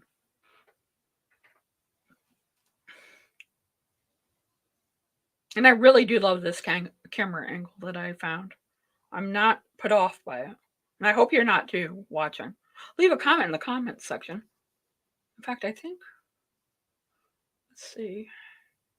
You can do that, by the way, and we can show your comments on the screen. But you just have to leave one in the comment section. It'll show up. Oh, there's that. So that's Tucker Carlson. Asshole numero uno. As we come to a close for the hour. What I'm going to do is come up with a break at the top of the hour, which we're at. But I want to remind people a couple of things. You can help the program out at Patreon by giving to FYI Nation and our page at Patreon.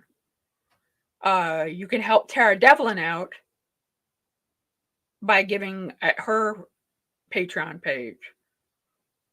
She is a champion of this network and a great friend of mine. And I adore her. And I can't thank her enough for what she does for me and for this network. She's really wonderful. So there's that. Please give to Tara Devlin.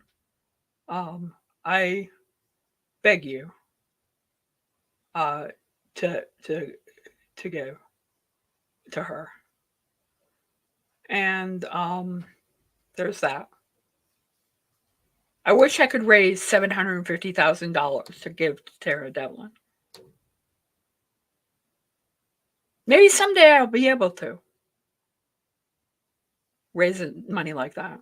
Hell, the Young Turks have been on for 20 years, and they raise money hand over fist. So maybe someday I'll be able to do it. I'm just not there yet. Excuse me. And we'll get there. It's a process. But if you could help us, that would be nice. We have enough money to pay the stream bill for FYNation.com. I decided to spend a little of my own personal money to do live streams and do a 3-hour show. What we really need to be operational is $40 a day. And we don't have $40 a day at FYNation.com. We want to provide clips and news and information to fight the fight to keep Democratic people in power. Not fight against ourselves and amongst ourselves. I think that defeats the purpose. So I implore you to give to Tara Devlin or FYNation.com Patreon. And if you can't give, participate. That's all I ask. And it could be as simple as listening or watching the program for a little bit of time. You don't have to watch the whole show. You don't have to watch every minute. Retweet a tweet of ours. Maybe watch or listen to the Tom Hartman show on our channel as opposed to other channels, or Robin Kincaid. That's all I'm asking. That's all. You don't have to give any money. Just your time, which is equally as precious and more valuable than anything. And if you do that, that'll be a great help to us. We're going to take a break into the top of the hour. And when we come back, more stuff for you. Thank you for listening. Thank you for watching. Final hour of The Nosy Liberal is coming up next. And I appreciate everybody's patience with my little hiccups today of technology, because that's how it wants to do it, apparently. All right, let's do it right. And there we go. And we'll be right back.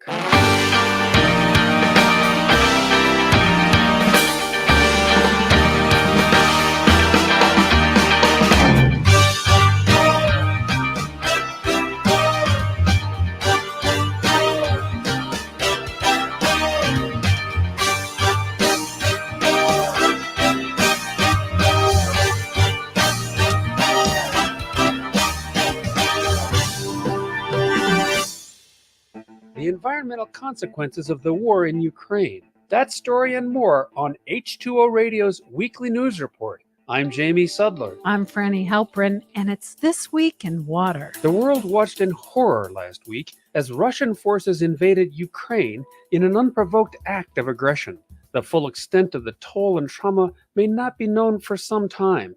Also to be assessed will be the impact on the environment. One concern is damage from nuclear material and other toxic chemicals stored throughout the country. Russian forces occupied the abandoned Chernobyl nuclear power plant, which in 1986, when under the control of the Soviet Union, was the site of the world's worst nuclear disaster. The meltdown sent radioactive clouds over parts of Europe and left a 1,000 square mile fallout zone of contaminated soils and waste that remains dangerous to this day. Experts are warning that explosions and even tank and truck movements in the area might disturb nuclear waste, a problem exacerbated by staff who are conducting decommissioning of the plant, reportedly being taken hostage. Russian missiles hit an oil terminal southwest of the capital, Kyiv, and people were warned about possible toxic fumes. Ukrainian President Zelensky's office said Russian forces also blew up a gas pipeline in Kharkiv, the country's second largest city, and residents were told to protect themselves from the smoke by covering their windows with damp cloth or gauze. There has been growing concern of the environmental consequences of the conflict in the Donbas region of eastern Ukraine. It's heavily industrialized and has many chemical factories, and also home to remnants of Soviet-era nuclear test sites and abandoned mines, which have been leaching toxins into local waterways. In addition, conflict in the area has degraded wastewater infrastructure, which is leading to pollution of local rivers. UNICEF says access to clean drinking water has been a daily challenge for residents of the Donbas region. The weapons of war themselves are environmental hazards. Burned out tanks, transport vehicles, and downed aircraft leave behind toxic contamination that could affect ecosystems for years to come. A first-ever report from the UN Environment Program says that wildfires are becoming more intense and frequent, occurring in places that have never been affected. The researchers say climate change will increase the risk of devastating fires by almost 14% in just 8 years, and by nearly 60% by the end of the century. The risks vary around the planet. In some areas like sub-Saharan Africa, drought has killed off grasses, reducing fires over the past 20 years. However, wildfires are flaring up in unexpected places like peatlands that are drying out and on thawing permafrost where there are no resources to fight fire. The UN researchers said that in places where there have always been wildfires, they're burning longer and hotter. While the report focuses on extreme fire events, the authors say that even smaller ones will increase as land use changes and as populations grow. Not all fires are harmful, and some serve an ecological purpose. However, the report says we are not prepared for those that burn over thousands of square kilometers and urges a reallocation of financial resources from fighting fires to preventing them. A report out last week from the International Energy Agency said that methane leaks from oil and gas pipelines, wells, and coal operations are 70% higher than what governments are reporting. Methane is responsible for nearly 1/3 of the global warming that has occurred since the start of the Industrial Revolution, even though it remains in the atmosphere much shorter than CO2. The agency said if the world's methane leaks in 2021 had been plugged, the amount of gas captured could have supplied all of Europe's power needs. There is existing technology to capture leaking methane and not vent it or flare it off by burning. Norway has introduced strict regulations and has some of the world's best infrastructure. According to the report, global emissions from oil and gas operations would fall by more than 90% if all producing countries matched Norway's efforts. And finally, eating fruits and vegetables are good for your health, of course, but can the manner in which they're grown make them more nutritious? A new study says yes. Research from the University of Washington found that using regenerative farming practices, such as not tilling the soil, adding cover crops, and having plant diversity, affects the nutritional content of the food. In side-by-side comparisons, farms following soil health practices for at least 5 years had crops with better nutritional profiles than the same ones grown on neighboring conventional farms. They also contained more vitamins and minerals, as well as more phytochemicals, compounds that have been shown to reduce inflammation and boost human health. Additionally, they were lower in sodium, cadmium, and nickel, elements considered detrimental. The researchers believe the reason is that soils at farms using regenerative practices had more microbes and fungi, which boost beneficial compounds in crops. The study was small, only involving 10 farms, mostly in the Midwest and in the eastern U.S., so the researchers plan to do more trials and take another bite of the apple. That's it for This Week in Water, which is sponsored by Bring Back the Blue, working to remove plastics from the ocean to support energy projects and the blue economy. Learn more at bringbacktheblue.blue.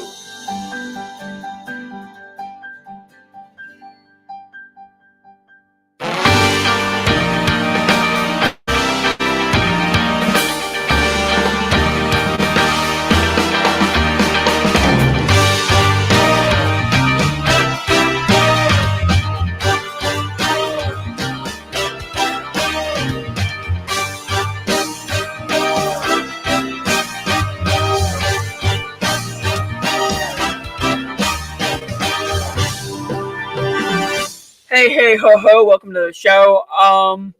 So Joe Rogan, what can I say that hasn't been said about him? He's an asshole. He's an idiot. He's worth $200 million, maybe more, but he's still a horrible person. Welcome back to the Nosy Liberal. This is the final hour of the program. Hope you liked the first 2 hours, and if you didn't, complaint department is tom@fynation.com for my email. Just send me a complaint. Feel free. Let me know what you think. I wanna hear from you. I like hearing from people. So this Joe Rogan, we talked about this yesterday. This guy from Estee Lauder who did not know how to properly research something that he posted in a meme on his Instagram. Here we have Joe Rogan.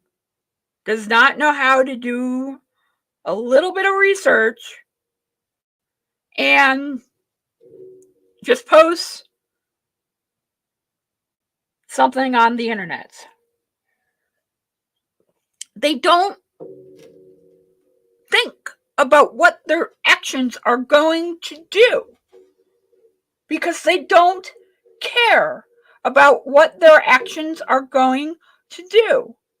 You understand? They do not care, these people. They do not give a damn about what their actions are going to do. Joe Rogan could have simply not posted this. But he went on Instagram, just like this Estee Lauder guy, and just posted some fake shit. And this is a CNN report stating the actor Steven Seagal has joined Russian special forces stationed in Kyiv.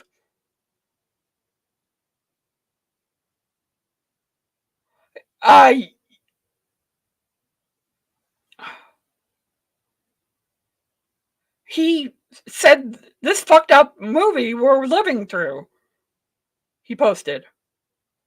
And then he posted, "I deleted my earlier post about Steven Seagal being in Ukraine because it was parody," which isn't surprising, but honestly, it wouldn't be surprising if it were true either. In a follow-up post, he said he was banned from... Let's get this back. I love it when technology just shows me ads. See, this is one thing I don't need. I don't need ads for Yale New Haven. So basically, sorry, I had to take that down because it was showing me an ad. So basically, he didn't check. And then he's like, well, it could have been true. He could have fought with the Russians, so give me a pass. So I guess we go to that. If we're going to go with that, Kyle Rittenhouse, I'm talking to you. Give Whoopi Goldberg a pass. You could have been a murderer, but you're not. She's a celebrity. Give her a pass. Jake Uger, celebrity. Give him a pass. LeBron James, celebrity. Give him a pass. Joe Rogan gets a pass. He posts a fake story about Steven Seagal and says, it could have been true. What do you want from me? I'm Joe Rogan. What do you want? What do you expect? I'm Joe fucking Rogan. I'm not going to actually come up with truth. There are true articles out there about Ukraine that you can bring light to, like the Holocaust Museum being bombed and everything else. But Joe Rogan doesn't have empathic thoughts, so he won't post about the Holocaust Museum being bombed. He'll post about Steven Seagal joining the Russians. It's fucking pathetic. It's unnecessary. And then we wonder why he shouldn't be used as a source of information. At best, it's infotainment. And yet, people see him as some kind of authority figure now in media. Because Spotify, and I'm on Spotify. We're on Spotify, we're on YouTube, we're on Terrabuster. Thanks to Tara Devlin, we're everywhere. Somebody's calling me. These calls need to stop. I don't know who's fucking calling me, but they need to stop. Let's stop this call. There we go. My apologies. But these people like Joe Rogan, they don't care. If they cared, they would have figured out that, oh my God, this story is not something I should be posting. Joe Rogan does not give any thought to what he does and gets a pass. I'm Joe Rogan. I'm just a former UFC fighter. I'm a celebrity. Why do you take me seriously? Why do you take me as an authority figure? I liked when my shirt was a little tighter. I loosened my shirt and now it's making me uncomfortable. Joe Rogan, I would never I want to gain a little bit of popularity with this show and FYNation.com, but I want to engage with people, right? I want to be able to highlight news and important things and talk about stuff. I don't generally do clickbait unless it's really just, okay, we're talking about this. I don't typically do that sort of stuff because that's not what I'm here for. As we talked about earlier, I'm here to talk to you about important issues and why things matter. And it matters that Joe Rogan is posting this stuff because he's seen, like, people who don't go to shows like mine and just want to be entertained flock to his show. So he's, again, an authority figure in media. You can't, when you have that kind of power, you can't go with the excuse, well, I'm just a comedian. Or, well, I'm just this, I'm just that. You don't get that pass anymore. By the way, at FYI Nation, if you want to chat with me, or hashtag FYI Live if you want to tweet. Chat room is also available. FYNation.com. Joe Rogan is an idiot. Full stop. I don't know how any other way to say it. He's an overpaid idiot. I could say it like that.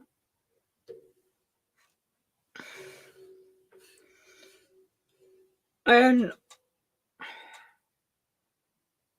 I really don't like this shirt. It's really bugging the hell out of me. I shouldn't care what other people think, but I don't. See, this is what happens when you're uncomfortable with your body like I am. I nitpick.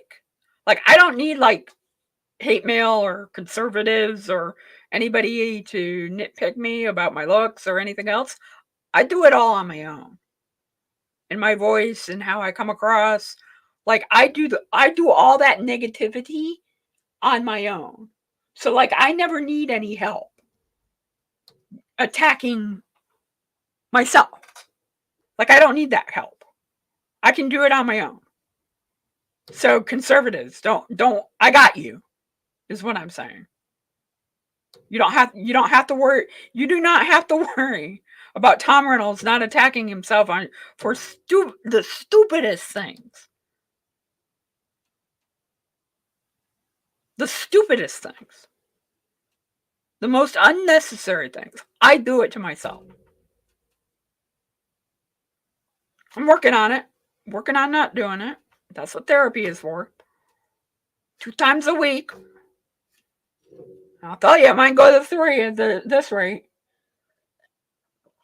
But that's what the show is for. This is therapy for thinking people. Because we really need to be able to have good conversations.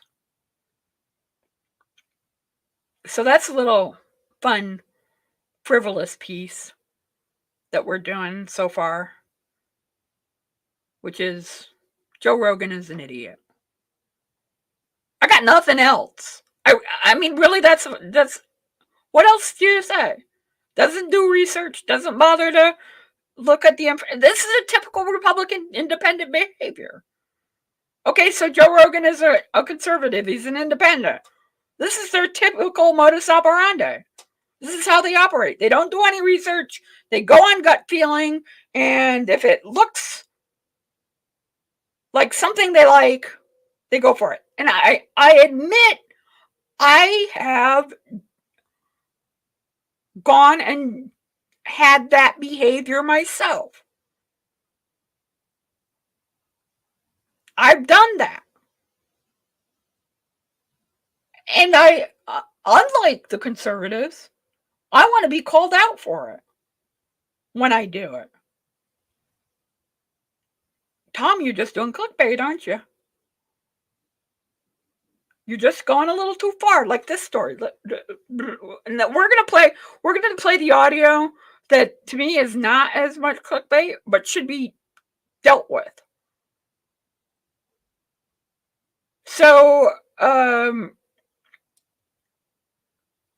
was on Morning Futures, I think the name of the show is called.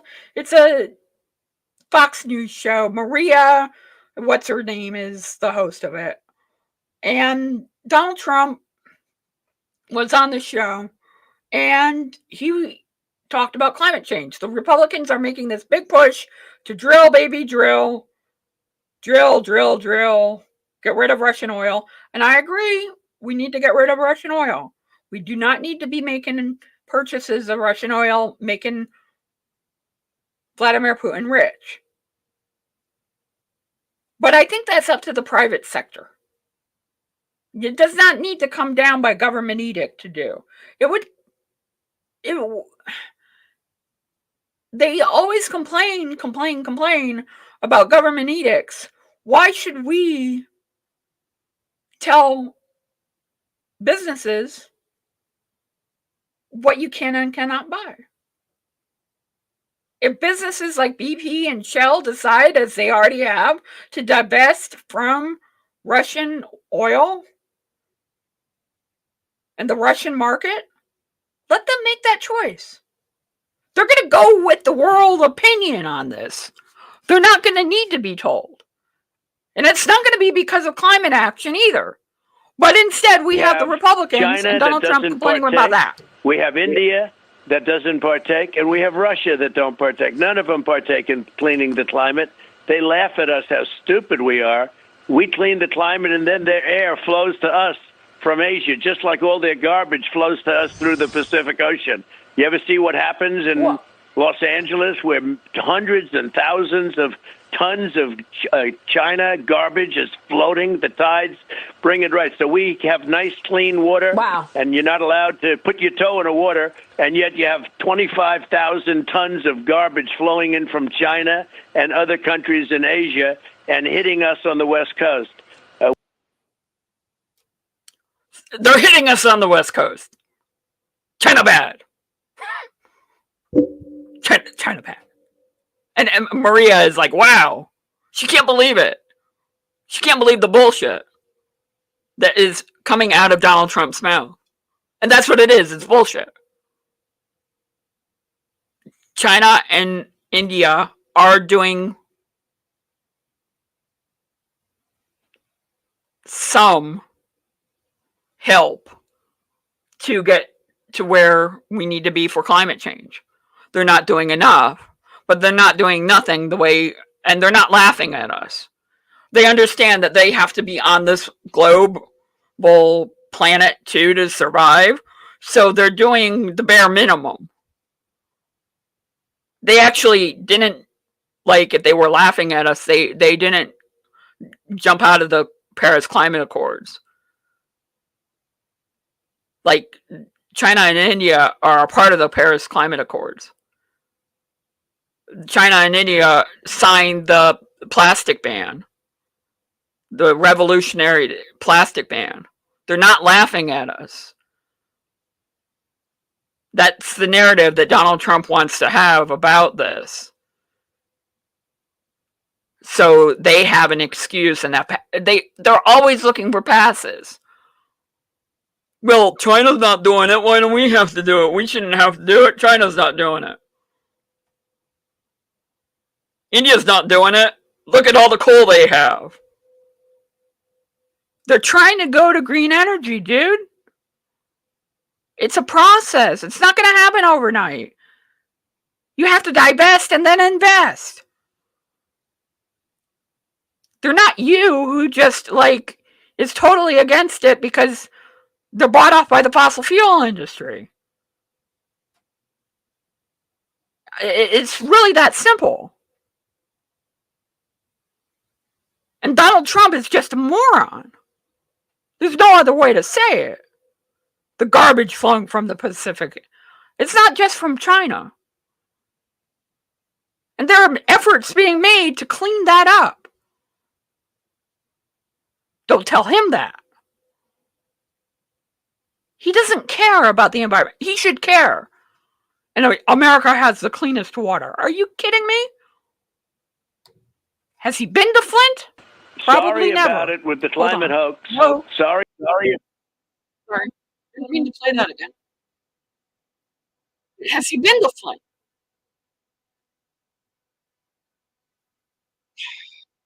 It drives me nuts.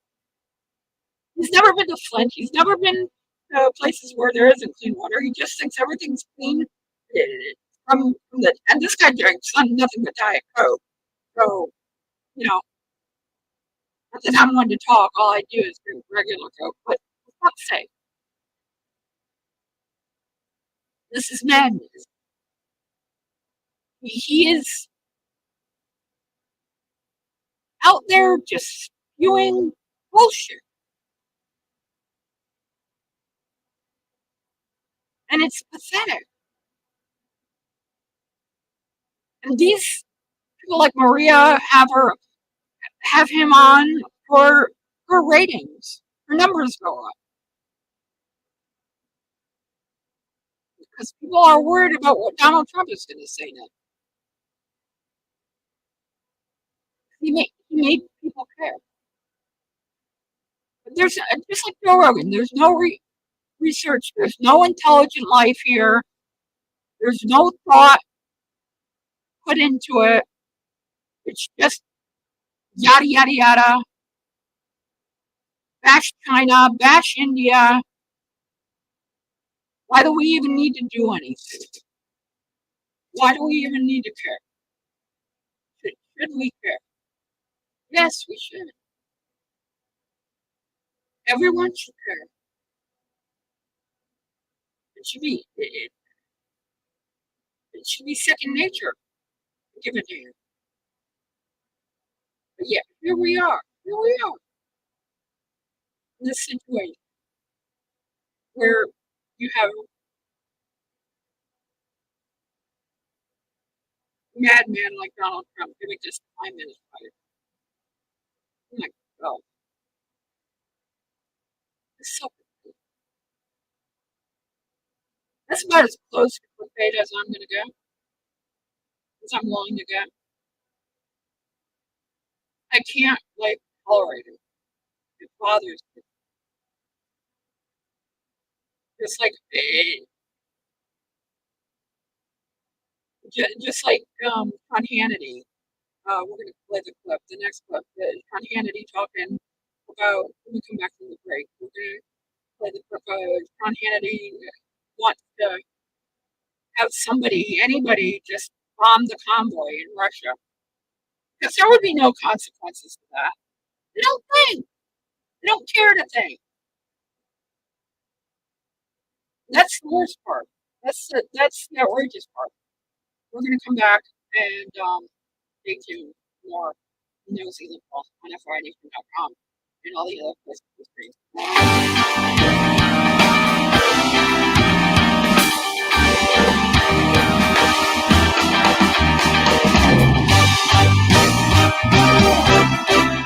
We'll be right back.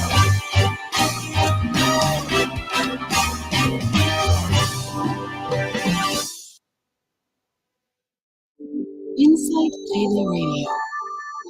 From food to fashion, science to tech talk, or for just plain fun, we've got you covered. From the art of all things, here's Lasana Jeffries. Since 1957, the USA and the former USSR have carried out approximately 4,000 space launches. Those launches account for the vast majority of the 10,000 large objects and the millions of smaller pieces of debris that orbit aimlessly above the Earth. Most of the little stuff is too small to see on radar, but it's big enough to cause serious injury if it collided with a spacecraft. With every new space launch, an average of 1 every 4 days, the problem gets worse. What's the damage? They into the rock, 5-inch hole in the wall of a pressurized chamber. And because objects move about 2 miles per second, more than 20,000 miles per hour, the collision would lift the rock just right the wall with a crack. There's a flash of blinding light both metal would splatter the inside of the craft, where it would scream out of the hole, leaving any surviving astronaut just a few moments to escape. If the piece of debris were larger, the craft would become invisible to that area. The exterior would become really unstable, with the fuel oxygen removed. The contents of the craft would spew out and incidentally add to the space power. Here's the trick to this method. Music satellites, those rockets, very dense satellites, 400 million tiny long obsolete antenna that the U.S. Air Force released into orbit in 1962. This was radio waves that bounced off. Pretty messy. Nice things. I'm listening. Inside really radio.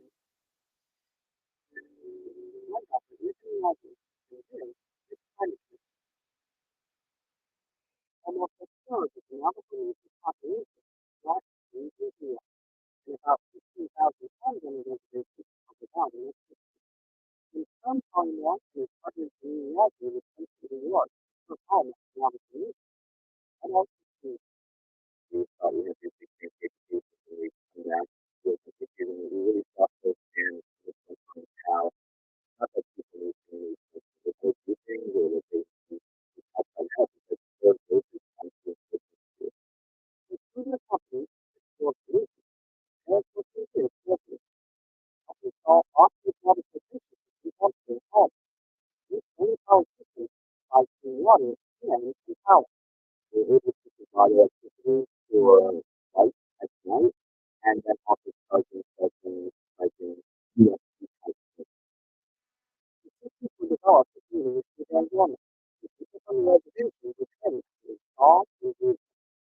Now the team can repeat that on the system being incorporated before stopping well.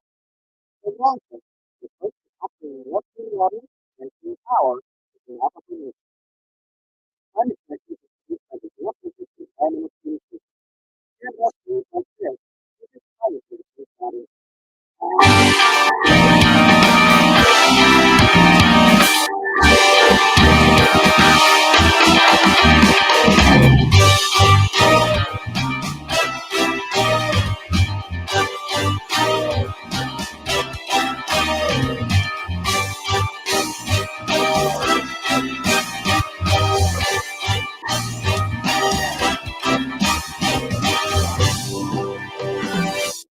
Hey, ho, ho, welcome to the Nosy Liberal. The final half hour of the show. Thank you for putting up with our little bit of issues and I really had shirt earlier. Now my loose shirt. Can't win. Can't win. Now it's overly loose. Or it's overly tight. It's almost Friday, thank Christ. I'm hoping that you're having a good day. So we're going to talk about Kanye West. We're going to talk about shooting with Europe. Or somebody just do it. Calm the convo. It doesn't have to be Europe. It can be anybody. Calm the convo.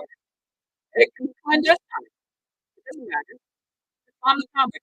You'll thought of the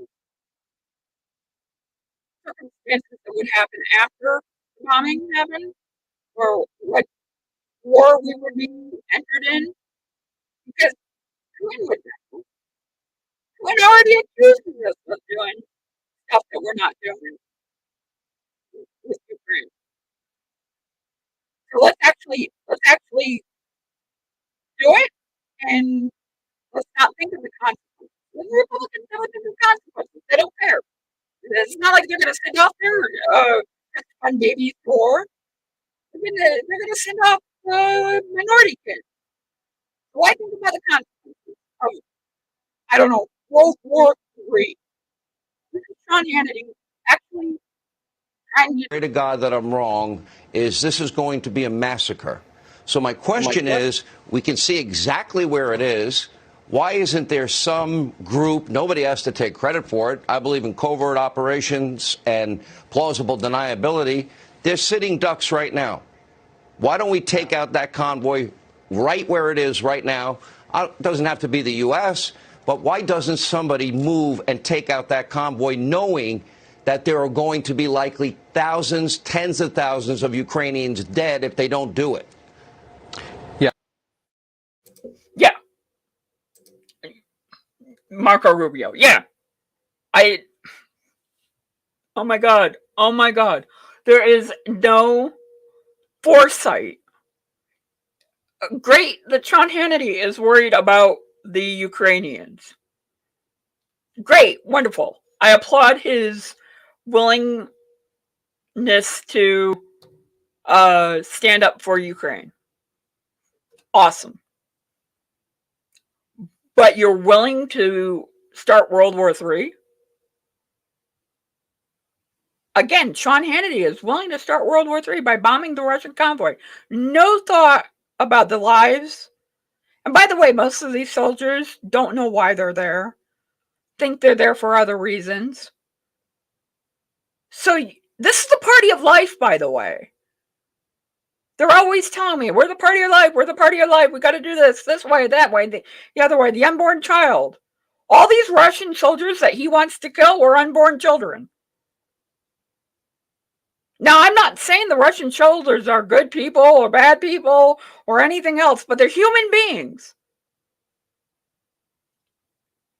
And being put up by Putin as a point of a gun, basically, to do this. They're all drafted. They did not have a choice in this matter. And he is willing to just murder them and start World War III because why not? No consequences, no thought, no care, none of it. None of it. Not one single thought about what would happen to the people of Europe, to Americans. You could do it clandestine, he says, Sean Hannity. Marco Rubio, yep, somebody could do it. Unbelievable. He should have said, Marco Rubio, if he had any foreign policy chops, which he claims he does, Marco Rubio should have said, nope. That should have been the end of the discussion. Or, nope, and here's why. Instead, we have, yep. I wish I had the clip after to know what he responded on, but I don't. I only have that. So we're dealing with that, which is fine. This is this is the trend. Do you see the trend? Whether it's Sean Hannity, whether it's Tucker Carlson, whether it's any Rob Schmidt,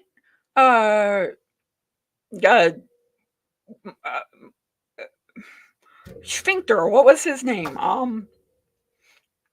He was on Dancing with the Stars, and I want to say Michael Palin, and that's not his name. The press secretary. Never mind. It doesn't matter. They don't have any. Sarah Palin doesn't have any thought to the aftermath. Kyle Rittenhouse. He wants you not to call him a murderer, but he doesn't understand why he would be called a murderer because of what he did. He just wants to be declared not guilty by everybody and declared the victim. This is the modus operandi, I'm telling you. This is why they shouldn't be given any power. I don't know how else to stress that at this point. That we need to stop. We need to stop infighting. I wish Jimmy Dore and the Young Turks would kiss and make up. Maybe that's too far gone for that, but stop the fighting. The fight is bigger than the Young Turks and Jimmy Dore. Hell, if it would matter, I'd be willing to broker a deal between the two of them. I don't think it would. I don't think they do it. I think they're too far. I think they're too far apart to come together again. So I don't think it would happen.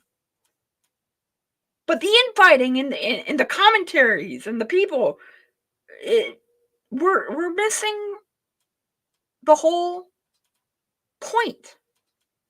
The whole point is to defeat the Republican Party. And maybe this show and maybe other shows like Tara Devlin get some ratings. Get some strong internet views. Maybe Tara Devlin could make some money for what she does, which is a damn good job in the commentary department. We need more action. The inaction is making me crazy. The inaction is just so sickening and deplorable on our side. The willingness to lay down and roll over to the likes of Joe Manchin, Blue no matter who, Christian Cinema, Blue no matter who. You want me to believe that? Let's start acting that way. Follow the president's policies. He's the president. Follow his policies, for Christ's sake. Don't be a dick. It's really simple. It shouldn't be hard. It's really frustrating that it's this difficult. That it's this fundamentally hard.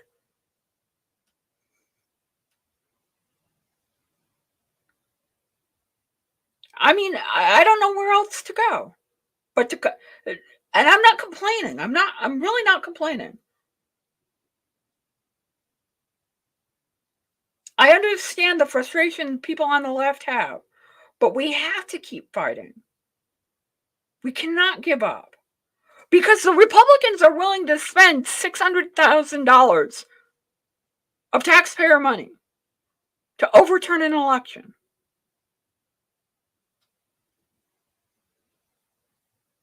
We need to do better. We need to be on the offensive as much as we need to be on the defensive. It's just as simple as that. The other team wants to win at all costs. I think they've proven that with the Supreme Court. They want to win at all costs. I would be happy with having someone other than Christian Cinema and Joe Manchin in charge, because that's how they're acting. They're acting like they're in charge, and that shouldn't be. And I would like to see more people be willing to not go to the lowest common denominator. Like the Tucker Carlsons of the world and the Sean Hannitys. We need strong liberal voices out there championing our cause. And that's what I'll do. And I'll continue to do it. You have to fight. Even if it seems bleak. And it's bleak. Even if World War III is upon us. And Donald Trump doesn't want to do anything about climate change. We need to act. Like that like button. Subscribe to the content. Pass the content around like a whore. It needs to be something we do on a regular basis. I'm not out here to make $1 million doing this. And maybe that's the problem. I don't see this as a money-making venture. I see this as a awakening of helping people go through what I went through and change for the better. And we need to do that. We need to strive for that. That's what I strive for every day with this show. I'm happy with the level of participation we started to get, with people listening and watching and tuning in. I want to grow that. I want you to be on this journey with me. This is a daily journey that we're on. An unscripted, unteleprompted journey. And we need to make it happen. We just have no choice at this point. So let's end it on a positive note. I'm not going to do the Kanye West story I had. I just can't. Oh my Jesus, I can't stand Kanye West. And maybe we'll get to it tomorrow with Rory. I hope Rory's coming tomorrow because I'm going to need some time to decompress on Friday. And I think you guys will too. Friday, this week has been hard. And we're not even in Ukraine. So here's the final story that we're going to talk about. And I do so love this story. This admittedly is kind of a clickbait story. And hopefully my browser will cooperate this time. But this admittedly is a clickbait story. And I'm okay with that. Because I like I said, this story is fun for me. And it's from the New York Post. Because it just is. And the story is awesome. The title is Loud Sex is Ruining Hundreds of New Yorkers' Lives. 311 reports show. I wish this was the level of problem. Oh, sorry. Didn't mean to do that. I wish this was... See, still getting used to the controls, so I apologize. This was the level of problem people in Kiev had to deal with. Sex calls to 311. Loud sex. Wouldn't that be awesome if this was the biggest level of issue that we had to deal with?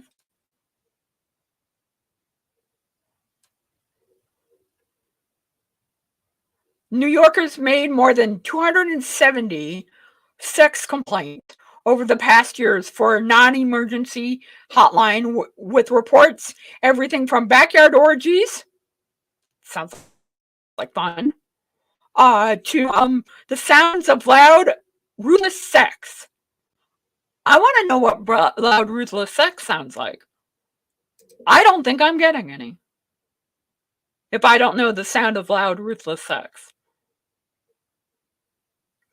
To the grunts of what one caller described as sexual Tyrannosaurus, according to records reviewed by the Post. The calls and online submissions, which came in between February 19, 2021 and February 9, 2022, were from live, and of course my browser is acting up, live calls, live submissions, and I have to use my other browser. Just bear with me. Oh, lordy. We're from live calls. I just love the story. I wish this was the problem that we were having in America, in the world. I wish 270 calls were the issue at hand, right? Wouldn't it be wonderful? Wouldn't it be wonderful if this was all we talked about? Listen, I am a Christian woman. Help this girl stop having loud sex before God does, said one desperate Bronx woman who told 311 at a 6 a.m. complaint this January. Well, child, maybe you're just a little upset you're not having the kind of sex she is. She could have look, she's an adult. She could have sex and do what she wants. Oh my God, it's interfering with your nap. And I'm sorry that you got woken up by the jungle fever or whatever the hell's going on. But Jesus, if that's your only problem of the day, you're having a good day. If loud sex is your only problem of the day and you have to forge a 311 complaint to the New York City, you're having a good day. Just saying. Your world is not that difficult if that is your biggest thing. The calls and online submissions, which came in between the 19th and 9th of February 2022, were all from the 5 boroughs and involved people describing all manner of carnal depravity going on in the apartments next door, in their building stairways, and even right outside their window. Oh my God. Oh my God. Orgy going on in the backyard, boobs and penis being flashed on the street, said a Queens resident at 1 a.m. in June. Again, repeat that because I kind of fouled it up. Orgy going on in the backyard, boobs and penis being flashed in the street. Pray tell, are you angry that you're not involved?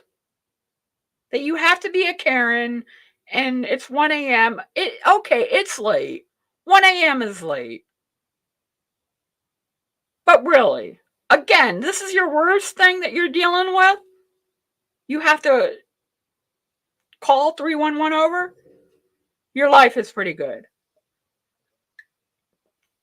There is an obese gay man splashing his Latino lovers, and of course an ad pops up, splashing his Latino lovers' cheeks with his man syrup. Complained a Brooklyn person in August, well past midnight. How do you know that he wasn't pansexual? How do you know that he wasn't gay? Wasn't bisexual? Has to be an obese gay man? I mean, he could have been straight for pay. Just saying. There are a lot of ways you could go with that. It doesn't have to be all gay all the time. There are a lot of ways. But instead it's got to be the gay from these people. Got to be the gay. I just love the story, man. The 311 calls. Their life is so bad they got to call 311. One Bronx local said that his neighbors were having loud and ruthless sex in the middle of the afternoon. Then what are you not doing that you got to be listening in?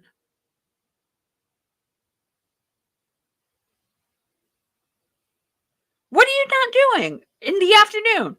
You're not working? What?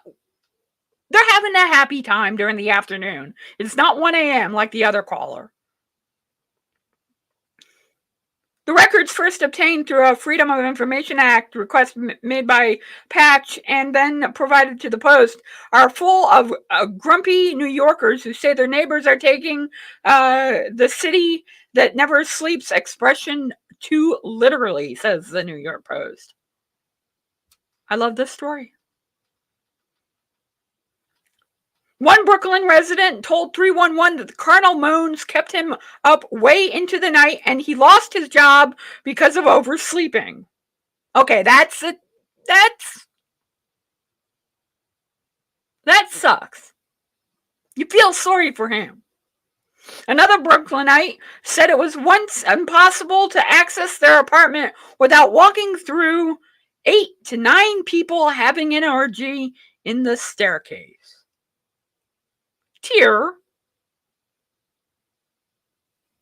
I mean, I'm no Puritan here. Let the people have their fun. They're not harming it. Like, no rape is going on. Why do you gotta make a big deal out of it? So someone other than you is having a good time.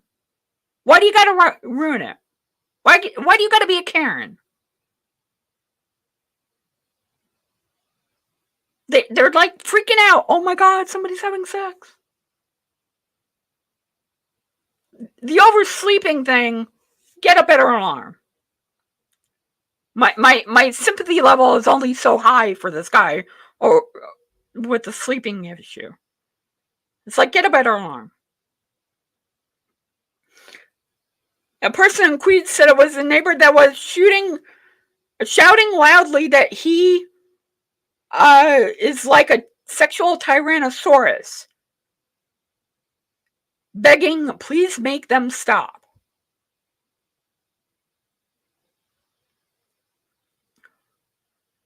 Why, this is not a criminal offense. Okay, disturbing the peace, yes. But you're gonna waste taxpayer dollars on sexy time? Legal sexy time is gonna be your complaint of the day. Because you're mad. I get the disturbing the peace part, and I get loud noises, but put in some earphones. You can deal with loud noises other ways. And let the people have some sexy time. New York is going through a lot. Why do 270 people have to call in because New Yorkers want to have a little sexy time? What the fuck is that about, New York? I'm a little despondent that this is even a story. That's my outrage.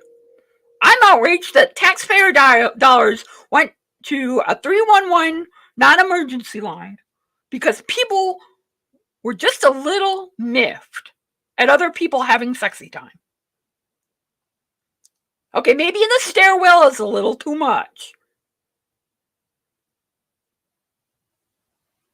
But again, if all you got to do is walk through it and that's the extent of it disrupting your day is not that bad. I wish I could say that about all my days, that they were not that bad. Like I really do. I wish all I knew about Kyiv was that people made loud, sexy time calls. That's what I wish for this world. I wish our biggest complaint was a Karen upset about a sexy time call in Kyiv. It would be so wonderful if that was the biggest issue. But instead, we have Hannity hoping for World War III. And I have family in Europe. It scares me. So I'm sorry, don't want World War III. And I want people to be safe and happy. And I hope that we can get to that point where people are safe and happy.